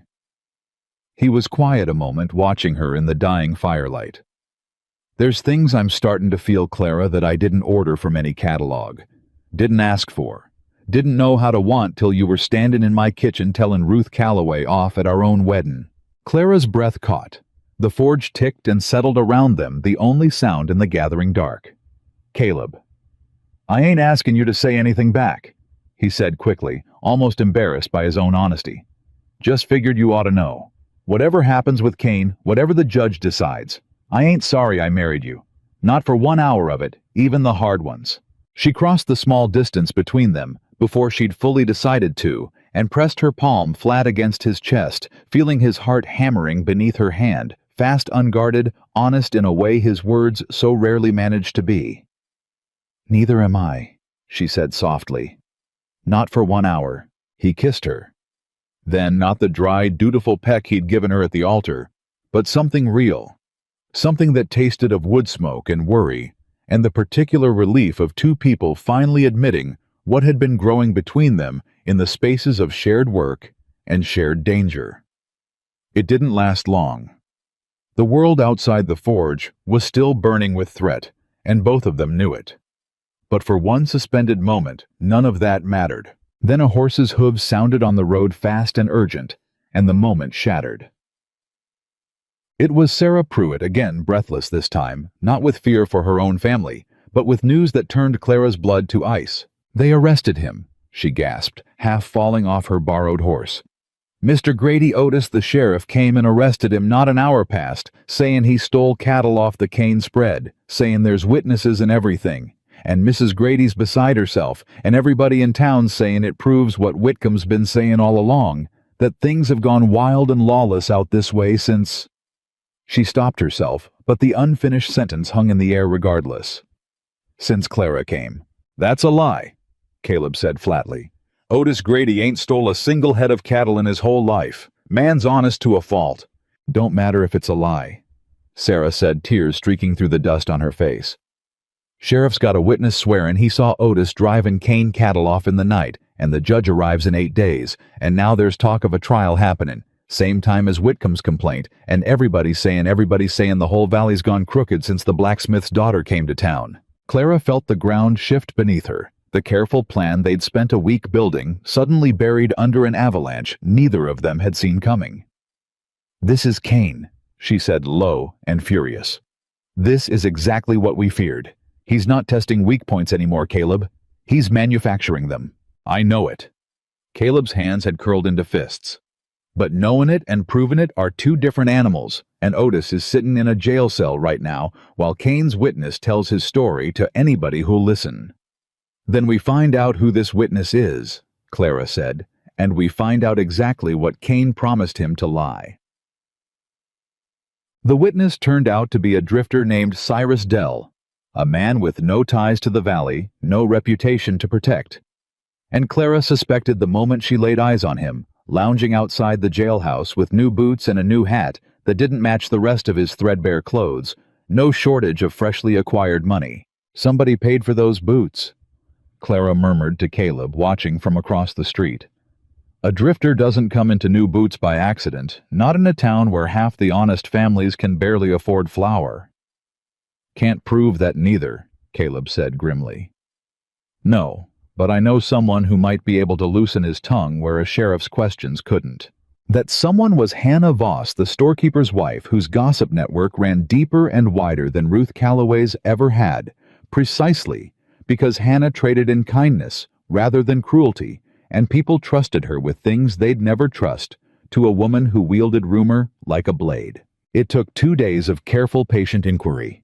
Hannah chatting up the drifter over free meals at the store, plying him with sympathy and whiskey money in equal measure, before the truth came loose. Cyrus Dell hadn't seen Otis Grady steal a single cow. He'd been paid $20 more money than he'd seen in a year of drifting to swear he had. Paid by who? Clara pressed when Hannah brought the news to the forge under cover of dusk. Won't say a name outright. Too scared. But he let slip. It was a man who works Kane's spread come to him private offering the money if he'd testify come the circuit judge's hearing.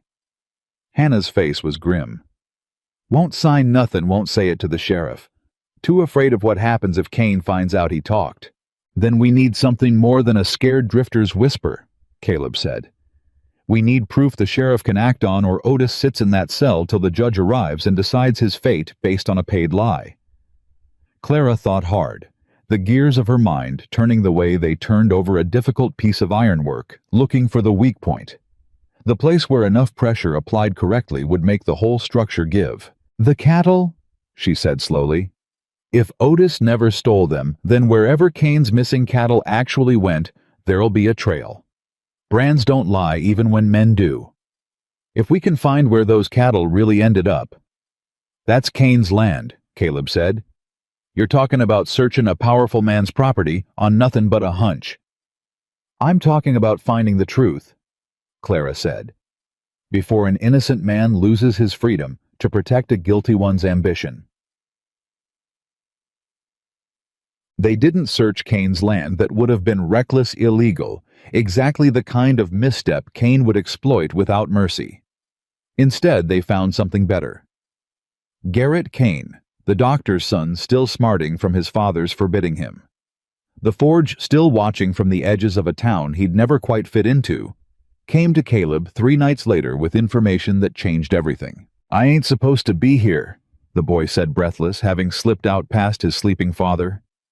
But I heard something riding past the Kane spread 2 nights back fetching medicine for old Mrs. Ferris. Heard men talking near the North Corral. Talking about cattle they'd moved off the Grady section and folded into Kane's own herd brands, and all covering the tracks before anybody thought to look close. You're certain of what you heard? Clara pressed, heart pounding. Certain as I can be, ma'am. One of 'em laughed about it. Said Grady'd hang for a theft he never done, and Kane'd have his section for pennies on the dollar once the man's ruined and his widow's too scared to fight the note. The boy's voice shook. I didn't say nothing before 'cause I was scared, and 'cause my pa already thinks I spend too much time round trouble on account of comin' here. But Mr. Grady's sittin' in that jail for something he didn't do, and I couldn't live with myself keepin' quiet. Clara looked at this boy, 15 years old, defying his father's forbidding, risking Kane's wrath because a woman with a hammer had once told him that patience and precision built character no matter the trade, and felt something fierce and grateful rise in her chest. You did right, Garrett, she said. You did exactly right. What happens now? Now, Caleb said, already moving toward his horse. We take what you heard to the sheriff, and we pray to God he's honest enough to listen even with Kane's shadow hanging over this whole valley.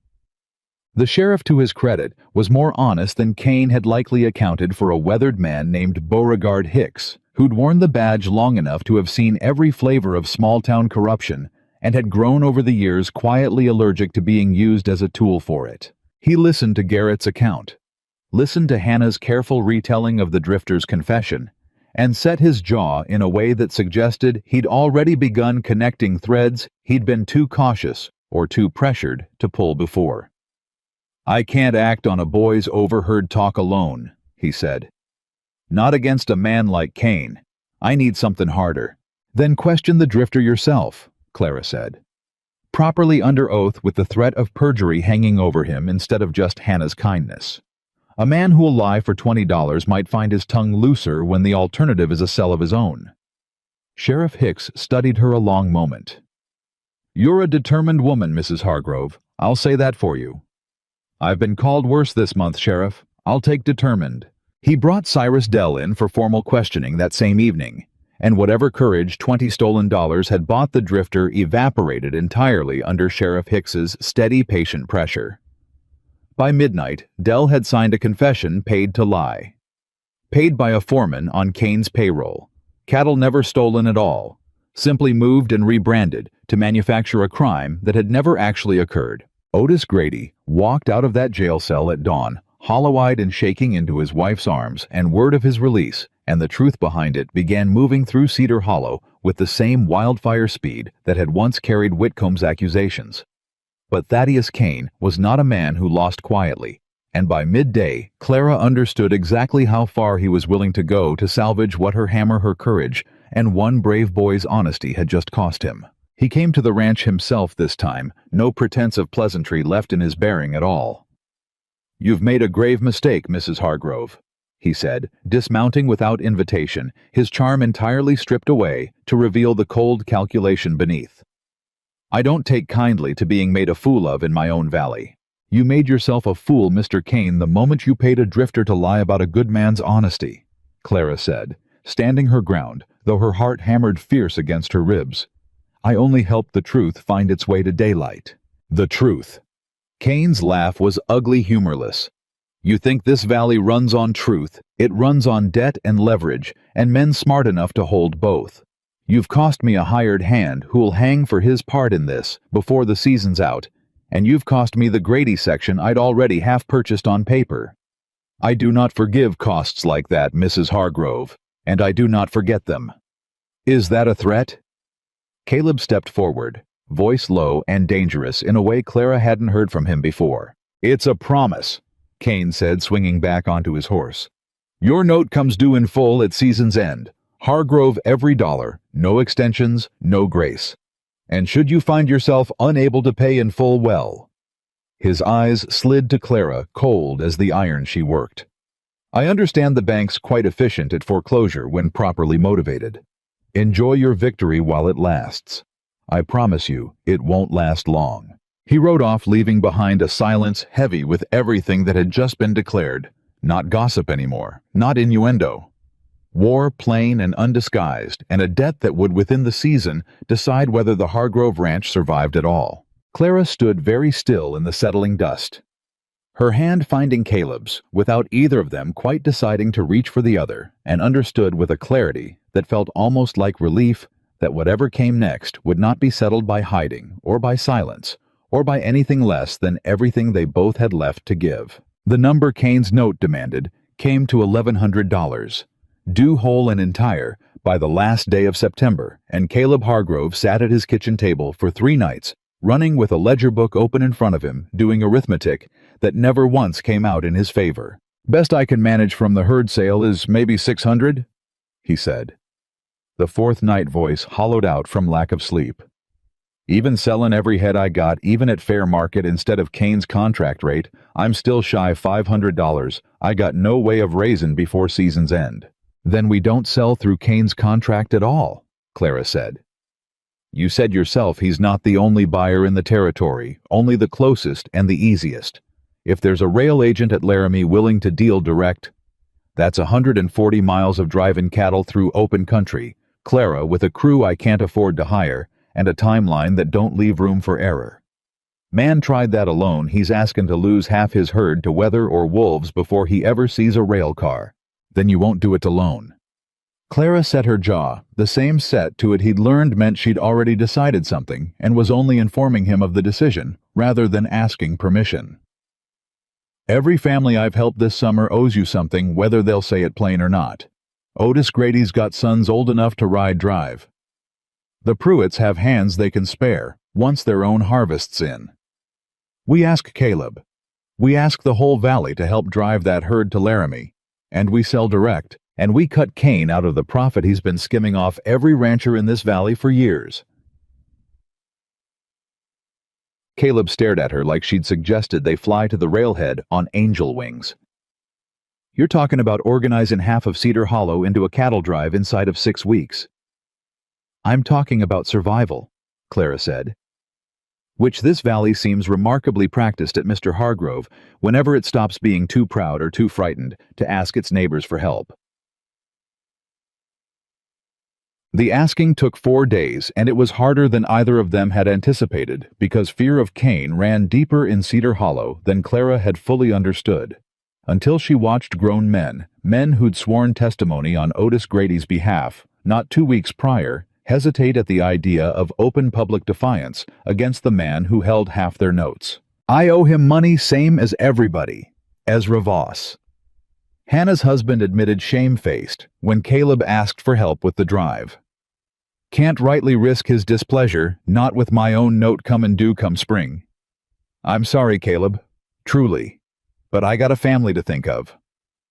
It was a refusal Clara heard in one form or another from nearly a dozen households. Sympathy freely given help withheld the particular cowardice of people who wanted to be brave but couldn't quite afford the price of it. She might have despaired if not for Otis Grady, who showed up at the ranch unannounced on the 5th morning with his 2 grown sons, 3 neighbors, and an expression that suggested he'd spent considerable energy convincing all of them to come.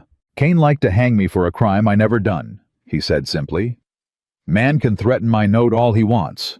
Wasn't for your wife and that Cain boy's courage, I'd be swinging from a rope by now instead of standing in your yard. I don't forget debts like that, Hargrove, and neither do my boys." Others trickled in over the following days. Not the majority of the valley, but enough. Sarah Pruitt's father still weak in the back, but insistent on riding fence support if nothing more strenuous. 2 of Hannah Voss's cousins from the next valley over, unbeholden to Cain's notes, and therefore unafraid of his reach. A dozen hands in total, cobbled together from gratitude and stubbornness in roughly equal measure, enough to attempt a 140-mile drive that would have been reckless with fewer, and remain dangerous even so. "It ain't a full crew," Caleb said, studying the assembled group the morning they were set to depart. "But it's more than I had any right to expect 2 weeks back." "It's enough," Clara said, and prayed she was right. She was not supposed to ride the drive herself. That had been the plan, the sensible plan, the plan where Clara stayed behind to manage the ranch and the forge while Caleb led the herd east. The plan lasted exactly until the morning of departure, when Clara appeared at the corral in trousers, borrowed from one of Otis Grady's sons, her father's tools packed into saddlebags, and an expression that dared anyone present to argue with her. "Clara!" Caleb's voice carried a warning. "This ain't a place for—" "If you say a place for a lady, Mr. Hargrove, I will leave you to drive this herd entirely, without the benefit of someone who can reforge a broken axle or a bent horseshoe 100 miles from the nearest town." She swung up onto the horse she'd claimed with a competence that silenced whatever protest he'd been forming.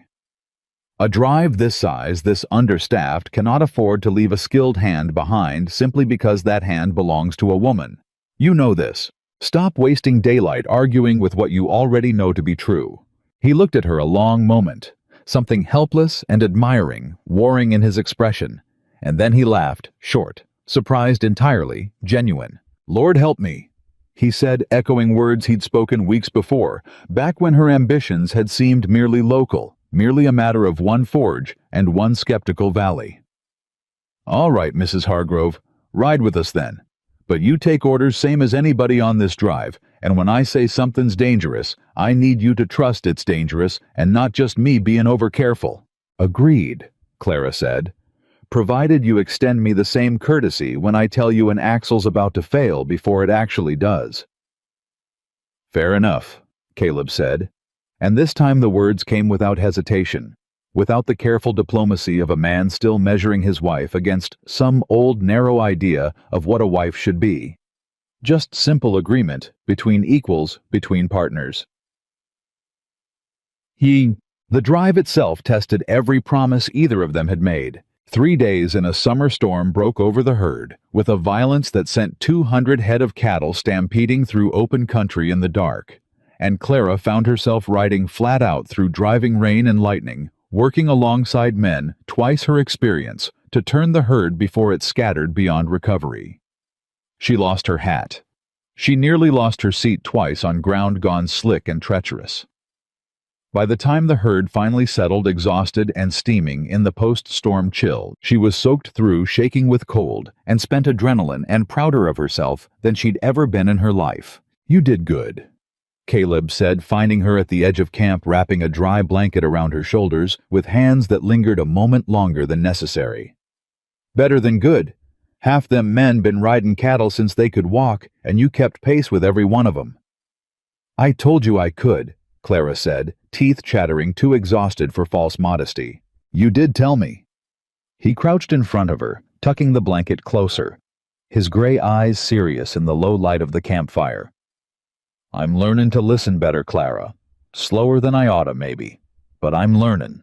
She reached up, cold fingers finding his jaw, and kissed him, not with the desperate relief of their first real kiss back at the forge, but with something steadier now, something that had survived a stampede and a storm, and come out the other side, more certain of itself than before. "Keep learning," she murmured against his mouth. "I intend to keep surprising you for a good many years yet, Mr. Hargrove." The second crisis came not from weather, but from men, and it arrived on the 9th day of the drive, when 3 riders intercepted the herd at a river crossing and identified themselves with a casualness that made Clara's blood run cold as representatives of Thaddeus Kane. "Mr. Kane sends his regards," the lead rider said, a lean man with a rifle resting easy across his saddle. The particular ease of a man who used the weapon often enough to have stopped thinking of it as a threat. "And a reminder that this herd was contracted for his purchase come the autumn drive. Seems you folks have taken a wrong turn somewhere heading east stead of toward his spread." "Contract expired," Caleb said, voice hard, his own hand resting near his own weapon without quite touching it. "I paid every dollar owed on that note on time every season since my daddy signed it. Kane's got no legal claim on where I choose to sell my own cattle." "Legal claim." The rider's smile was thin, unpleasant. "Funny thing about legal claims out here, Hargrove. They tend to matter less than who's willing to enforce them. Mr. Kane would consider it a personal courtesy if you'd turn this herd back toward his spread, for anybody has to find out the hard way how serious he is about honoring arrangements." The standoff stretched tense and dangerous. 12 exhausted drovers against 3 armed men, cattle lowing restlessly in the water between them, and Clara felt her heart hammering so hard she was certain everyone present could hear it. It was Otis Grady who broke the silence, riding forward with a shotgun cradled loose, but ready across his own saddle, flanked immediately by his 2 sons. "Funny thing about arrangements," Otis said, echoing the rider's own phrase with a coldness that surprised even Clara. "Kane arranged to have me hang for cattle theft I never committed. Arranged to have a drifter lie under oath.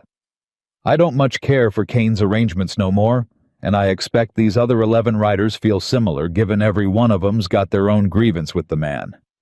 He looked around at the assembled drovers, and one by one, hands drifted toward weapons, a silent, unified declaration. "You want to start something here, mister, you're welcome to try. But I'd think hard on whether Kane's paying you enough to die for his cattle contract." The rider's smile faltered, calculation flickering behind his eyes as he did the arithmetic of 3 against 12, the numbers not remotely in his favor. "This ain't over," he said, finally reining his horse back from the crossing. "Kane'll hear about this." "Good," Clara called out, unable to help herself. "Tell him precisely how it went. Tell him honest men outnumbered his hired guns 12-3, and not one of us blinked."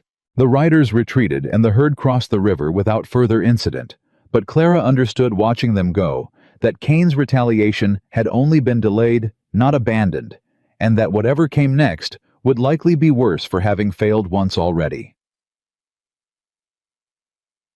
They reached Laramie on the 14th day, herd intact, exhausted but triumphant, and the rail agent Caleb dealt with a brisk fairman named Thomas Reeves, who had no stake in Cedar Hollow's politics and no reason to favor Kane's interests, offered a price nearly 40% above what Kane's contract would have paid, $960.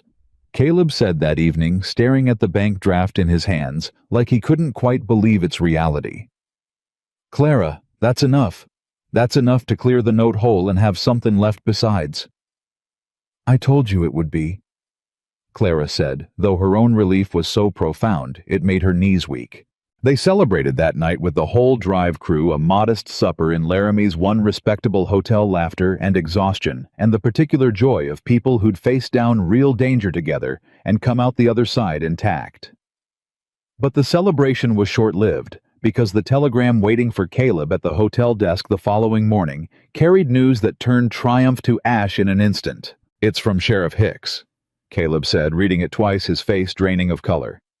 "Clara, the forge. Someone burned the forge to the ground 3 nights back, and the house—" His voice cracked. "The house is damaged too. Fire spread from the shed 'fore anybody caught it.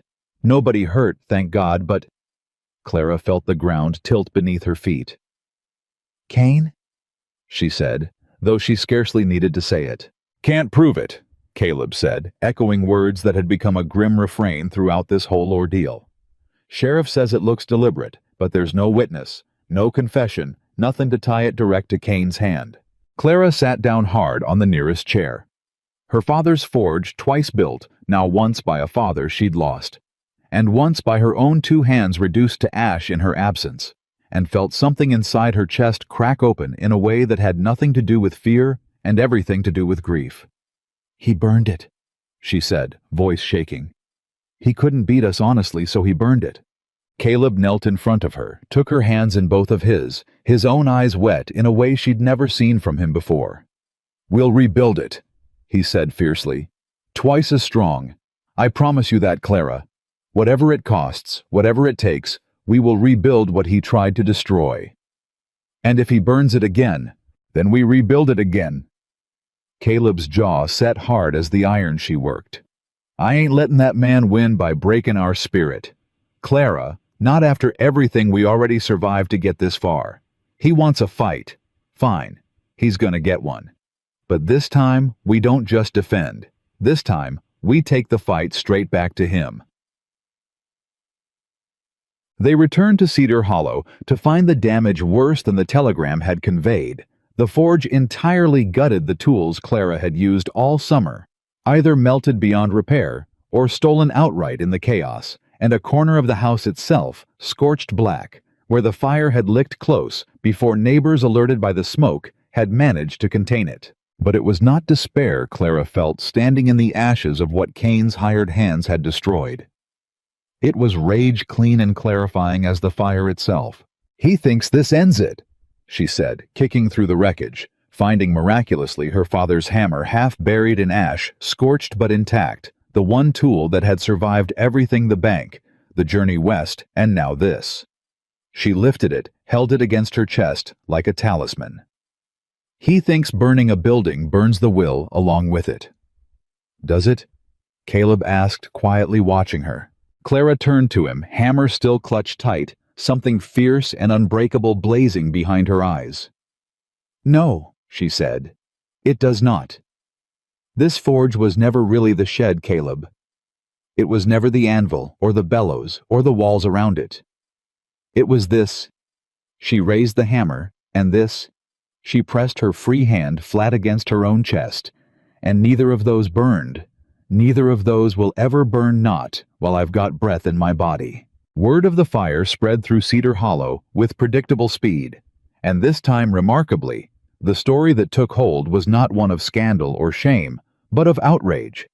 Outrage that someone would burn a woman's livelihood, would destroy tools that had mended half the valley's broken fortunes over one long, difficult summer. Ruth Calloway herself, of all people, arrived at the ranch 3 days later, awkward and unpracticed, in an apology Clara suspected she'd never once offered anyone in her adult life. "I said cruel things," Ruth admitted, standing stiff in the yard, refusing to meet Clara's eyes directly. "About you playing at a man's trade. About your marriage being some kind of joke the whole town ought to laugh at." She swallowed hard. "I didn't mean for it to come to this. Fire. Somebody's whole livelihood burned to nothing. That ain't what I wanted, whatever else I said." "What do you want now, Mrs. Calloway?" Clara asked, not unkindly, but not softening either. "I want to help rebuild it." Ruth said the words clearly, costing her something significant. "My husband's got lumber he ain't using. I got hands same as anybody, even if I never once thought to use 'em for something useful before now. It was not forgiveness exactly that Clara offered in return. The cruelty of that first wedding day still sat too close, too raw for something as simple as forgiveness. But it was acceptance of the offer, practical and clear-eyed, because rebuilding required every willing hand the valley could spare, and pride had never once put a roof back over a ruined forge. "Bring the lumber," Clara said. "We'll put it to good use." Say, the rebuilding became in its own strange way the very proof Clara had wanted to give the valley all along. Not scandal, not shame, but community gathered together around a shared purpose. Families who'd once whispered about a woman's unnatural trade, now hauling lumber and stone alongside her, rebuilding what fire had tried to erase. Dr. Kane arrived on the second day of rebuilding, Garrett trailing behind him, both of them uncharacteristically quiet. "My son told me everything," the doctor said, addressing Clara directly for the first time since he'd forbidden Garrett the forge weeks before. "About the cattle, about what he overheard, and what it cost him in courage to come forward despite my forbidding it." He glanced at his son, something like shame and pride mingling in his weathered face. "I was wrong to keep him from you, Mrs. Hargrove. Wrong to think Smith worked beneath him, when it seems to have taught him more about honesty and courage than years of my own lecturing ever managed." "He's a good boy," Clara said simply. "Brave too in ways that matter more than most. He'd like to keep coming." The doctor's voice was gruff, uncomfortable with vulnerability. "If you'll still have him, not instead of medicine. Alongside it, maybe. Seems a young man can hold more than one trade in his hands if he's willing to work hard enough at both." "He's welcome any time," Clara said, and watched Garrett's face light with a relief that made the whole difficult summer feel for one brief moment entirely worth its cost. They rebuilt the forge in 11 days, stronger and better than before, the whole valley's labor woven into its walls. Otis Grady's timber, Ruth Calloway's reluctant but genuine effort, a dozen other hands that had once hesitated to help and now could not seem to do enough. Clara forged a new set of tools from scrap metal, donated by half the town, her father's surviving hammer serving as the anchor around which everything else took shape. But even as the forge rose from its own ashes, the deeper threat remained unresolved. Kane's note was paid, the herd sold, the immediate crisis of debt averted, but the man himself remained wealthy and vengeful, and entirely unpunished for the fire that had nearly destroyed everything Clara had built. "We can't prove he ordered it," Caleb said the evening the forge's new roof went up, watching the last of the day's volunteers head home in the gathering dusk. "Sheriff Hicks agrees it looks deliberate, but without a confession or a witness, there's no case to bring before the judge." "Then we need a witness," Clara said, "or a confession. And where exactly do you propose we find either?" Clara was quiet a long moment, watching the new forge's chimney silhouetted against the darkening sky, and felt the shape of an idea beginning to form, dangerous, uncertain, but perhaps, if executed carefully, exactly the kind of leverage that might finally bring Thaddeus Kane's long reign of quiet cruelty to an end. "Cyrus Dell," she said slowly. "The drifter who lied about Otis. He's still in town, isn't he? Awaiting his own hearing before the circuit judge. Last I heard, yes. Sheriffs kept him under watch on account of the perjury charge. A man facing prison for one lie told on Kane's behalf." Clara said, the plan sharpening in her mind even as she spoke it. "Might be considerably more willing to tell the truth about a second crime, Caleb, if it meant the difference between a lighter sentence and a harsher one. Men like Dell don't stay loyal to men like Kane out of love. They stay loyal out of fear and money, and both of those loyalties tend to crumble the moment self-preservation offers a better bargain." Caleb studied her, something equal parts admiration and apprehension crossing his face. "You're talking about making a deal with the man who nearly got Otis Grady hanged." "I'm talking about using Kane's own methods against him," Clara said. "He spent this whole summer manufacturing lies and buying loyalty. It's past time somebody showed him those same tools cut both ways." The circuit judge was due to arrive within the week, bringing with him not only Whitcomb's original complaint against Clara, But now Sheriff Hicks had confirmed formal proceedings against Cyrus Dell for perjury, and buried somewhere in that convergence of legal reckonings lay, Clara believed, their last best chance to finally expose Thaddeus Kane for exactly what he was in front of the entire valley, with nowhere left for him to hide. Sheriff Hicks agreed to arrange the meeting, though he made his reservations plain the moment Clara laid out her plan in the small back office of the jailhouse. "You're asking me to let you speak with a man awaiting perjury charges," he said, arms crossed. "On the theory he'll trade one confession for a lighter sentence on another crime altogether. That's a mighty thin thread to hang a case on, Mrs. Hargrove." "It's thinner than we'd like," Clara admitted. "But it's the only thread we've got. Sheriff and the judge arrives in 5 days. After that, whatever chance we have of proving Kane's hand in the fire dies along with the opportunity." Hicks studied her a long moment. Then Caleb, then sighed, the particular sigh of a lawman who'd spent years watching money buy silence in this valley, and had finally grown tired enough of it to risk something himself. "10 minutes, he said. "Supervised. And I ain't promising he'll say a word worth hearing."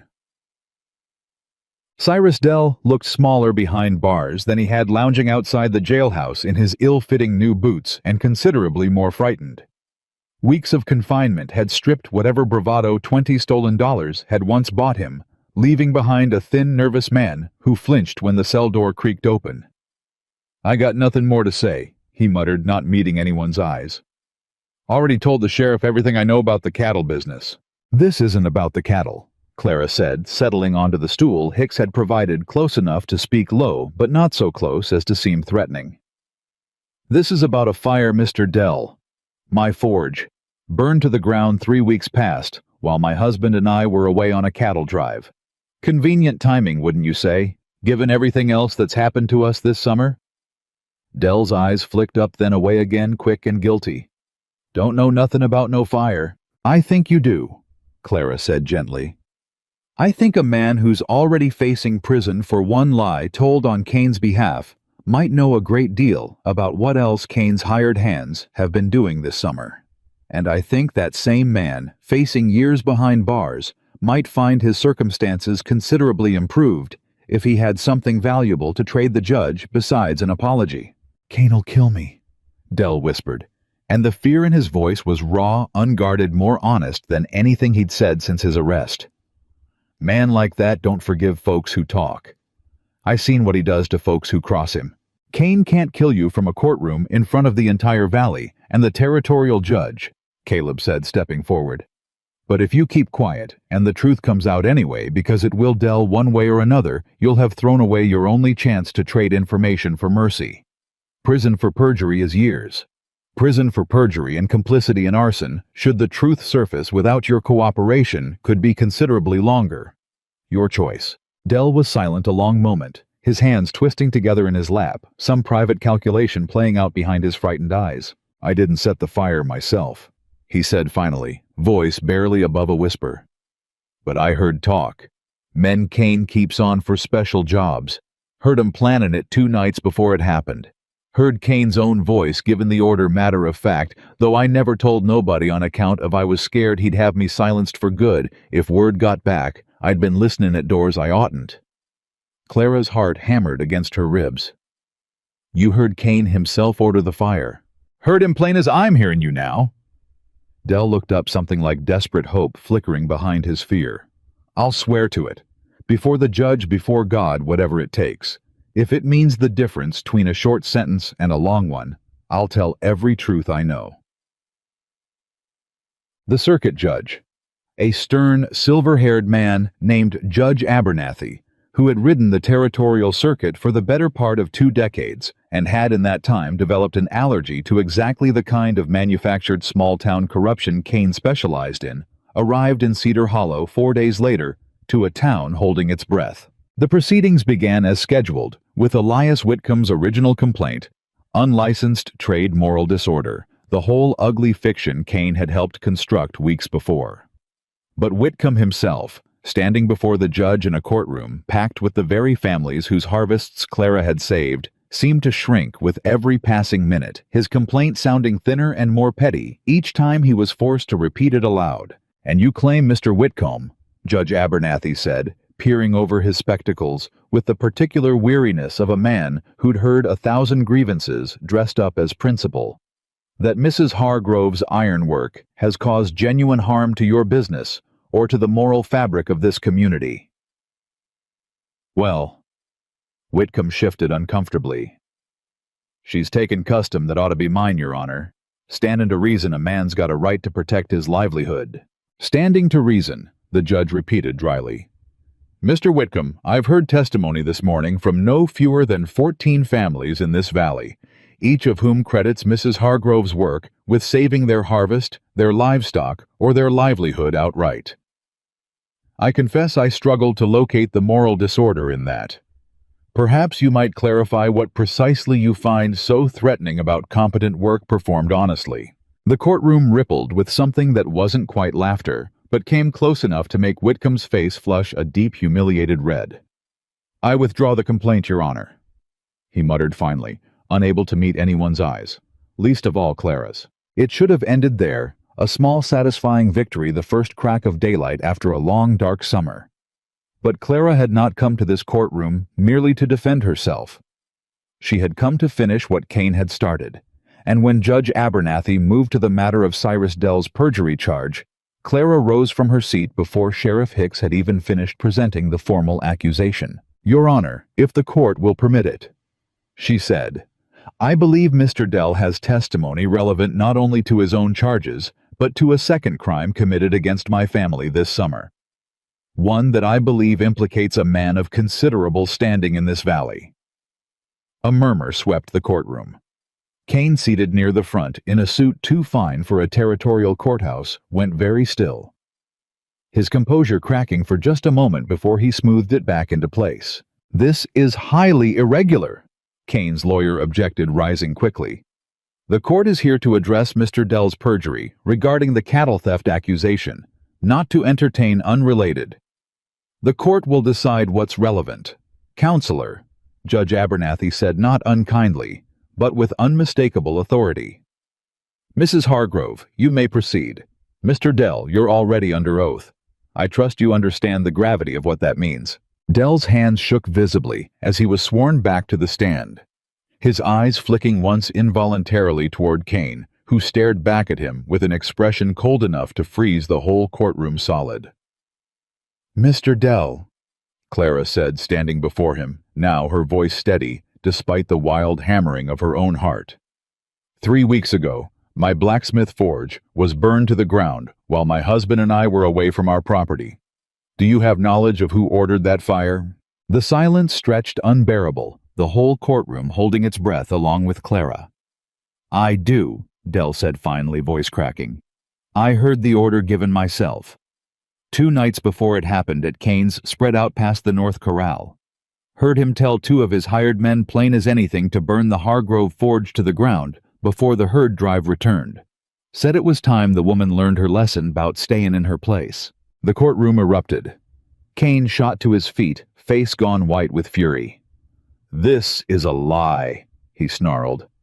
"This man's already facing prison for 1 perjury, Your Honor, and now he's manufacturing a second falsehood to curry favor with the court. I never gave any such order." "Sit down, Mr. Kane," Judge Abernathy said, his voice cutting through the chaos like a blade. "You'll have your opportunity to respond in due course. Mr. Dell, continue. What else did you witness?" Dell, having crossed whatever internal threshold had kept him silent for weeks, seemed almost relieved now to let the whole truth spill free. He described the cattle rebranding scheme in detail, the theft that had never been theft at all, the $20 paid for false testimony against Otis Grady, the systematic pattern of leverage and intimidation Kane had used against half the valley's struggling families. He named the hired men who'd carried out the fire. He described, with damning specificity, Kane's own words about the herd contract, about the North Pasture note, about wanting the Hargrove land badly enough to burn a woman's livelihood to get it. "You understand," Judge Abernathy said when Dell finally fell silent, "that this testimony, if substantiated, implicates Mr. Kane in arson fraud and witness tampering crimes considerably more serious than the perjury you're currently facing." "I understand it, Your Honor," Dell said, and for the first time since Clara had met him, something like genuine remorse crossed his weathered face. "I done wrong testifyin' false against an honest man. I aim to make what amends I can, even if it means tellin' truths that'll cost me plenty besides." So, what followed was not swift legal proceedings rarely are, but it was thorough. Judge Abernathy, clearly unwilling to let a man of Cain's wealth simply buy his way past a credible accusation, ordered a formal investigation calling witness after witness over the following 2 days. Sarah Pruitt testified to her family's leased land and the pattern of quiet foreclosures Cain had orchestrated across the valley. Garrett Cain, steady and composed despite his youth, repeated under oath exactly what he'd overheard near the North Corral about the cattle rebranding scheme. Even Ruth Calloway, in a moment that seemed to cost her considerable pride, testified that Cain had approached her weeks earlier, asking her to spread specific rumors about Clara's character. Rumors she admitted that had originated not from genuine town gossip, but from Cain's own careful, deliberate instruction. "He told me what to say," Ruth admitted, staring at her hands rather than at Cain's furious glare from across the courtroom. "Told me it'd help protect the valley's good order. He said if folks understood a woman workin' iron reflected poorly on her husband's judgment. I didn't think to question why a cattle buyer cared so much about one rancher's household arrangements. I see now I ought to have." By the third day, the weight of testimony had grown too heavy for even Cain's expensive lawyer to deflect entirely. The judge reviewing bank records subpoenaed from the territorial capital confirmed what Clara had suspected. From the very beginning, a pattern stretching back years of manufactured debts, inflated notes, and quiet systematic land acquisition that had cost a dozen families across Cedar Hollow their homes and livelihoods, all while Cain maintained the polished, charming public face of a respectable businessman. Thaddeus Cain, Judge Abernathy said on the fourth and final day of proceedings, his voice carrying the particular weight of a man about to render judgment that would reshape an entire community.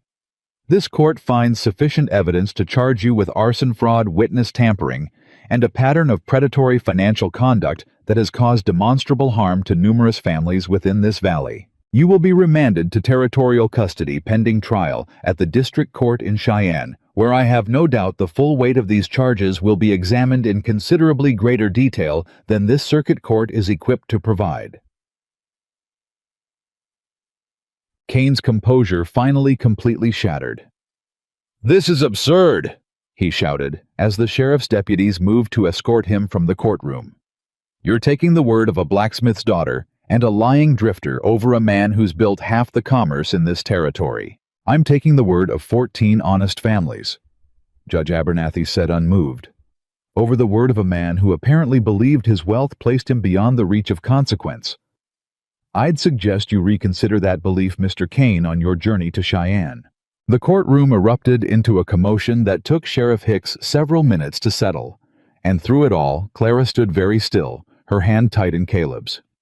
Watching the man who had burned her forge, and threatened her husband's land, and manufactured a false crime against an innocent farmer, finally completely undone by nothing more than the accumulated truth of everyone he'd wronged, finally brave enough to speak.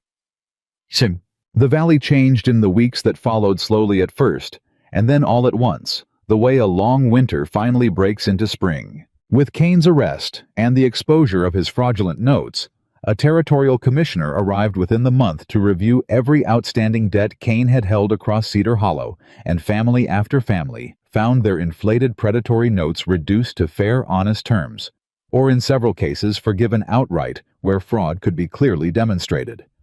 The Pruitt family's lease was restored to its original sustainable rate. Otis Grady, still shaken from his weeks in jail, but steadily recovering his old good humor, found himself something of a local hero. His story of near hanging and eventual vindication told and retold at every gathering the valley held that autumn, and the forge rebuilt stronger than before, its walls raised by the very neighbors who'd once whispered about the strangeness of a woman's hammer, became something Clara could never have imagined on that first bewildering day she'd stepped off the stagecoach into Caleb Hargrove's uncertain welcome. It became the heart of Cedar Hollow. Families came not in secret anymore, not under cover of dusk, with careful requests for silence. but openly proudly bringing broken tools and bent hinges and cracked wagon wheels, trusting Clara's hands, the way they'd once trusted no woman's hands, to do anything beyond needlework and biscuit dough. Elias Whitcomb, humbled by the whole ordeal, and considerably less prosperous now that half his old customers had quietly redirected their business, eventually approached Clara with an offer she hadn't expected. "I was wrong about you," he said, standing awkward in the forge doorway one crisp October morning, hat twisted in his hands. "Wrong to think a woman's hands couldn't do honest work same as a man's. I got more custom than I can handle some weeks, and you clearly got more skill than this whole valley knows what to do with. Wondered if you'd consider, well, working together maybe, splitting custom fare, teaching each other what we each do best." Clara studied him a long moment, remembering the ugly complaint that had nearly cost her everything, the public humiliation, the fear that had shadowed those early weeks. But she remembered, too, the particular grace of a man honest enough to admit his own wrongness aloud in front of the very people he'd once tried to turn against her. "I'd consider it," she said finally. "Provided you understand, Mr. Whitcomb, that whatever we build together, my hands are never again going to be treated as lesser than any man's in this valley. Not yours, not anyone's." "Wouldn't dream of it, ma'am," Whitcomb said, and for the first time since she'd arrived in Cedar Hollow, he extended his hand to her, not in courtesy, but in genuine partnership. "Reckon this whole valley's learned that lesson plain enough this summer."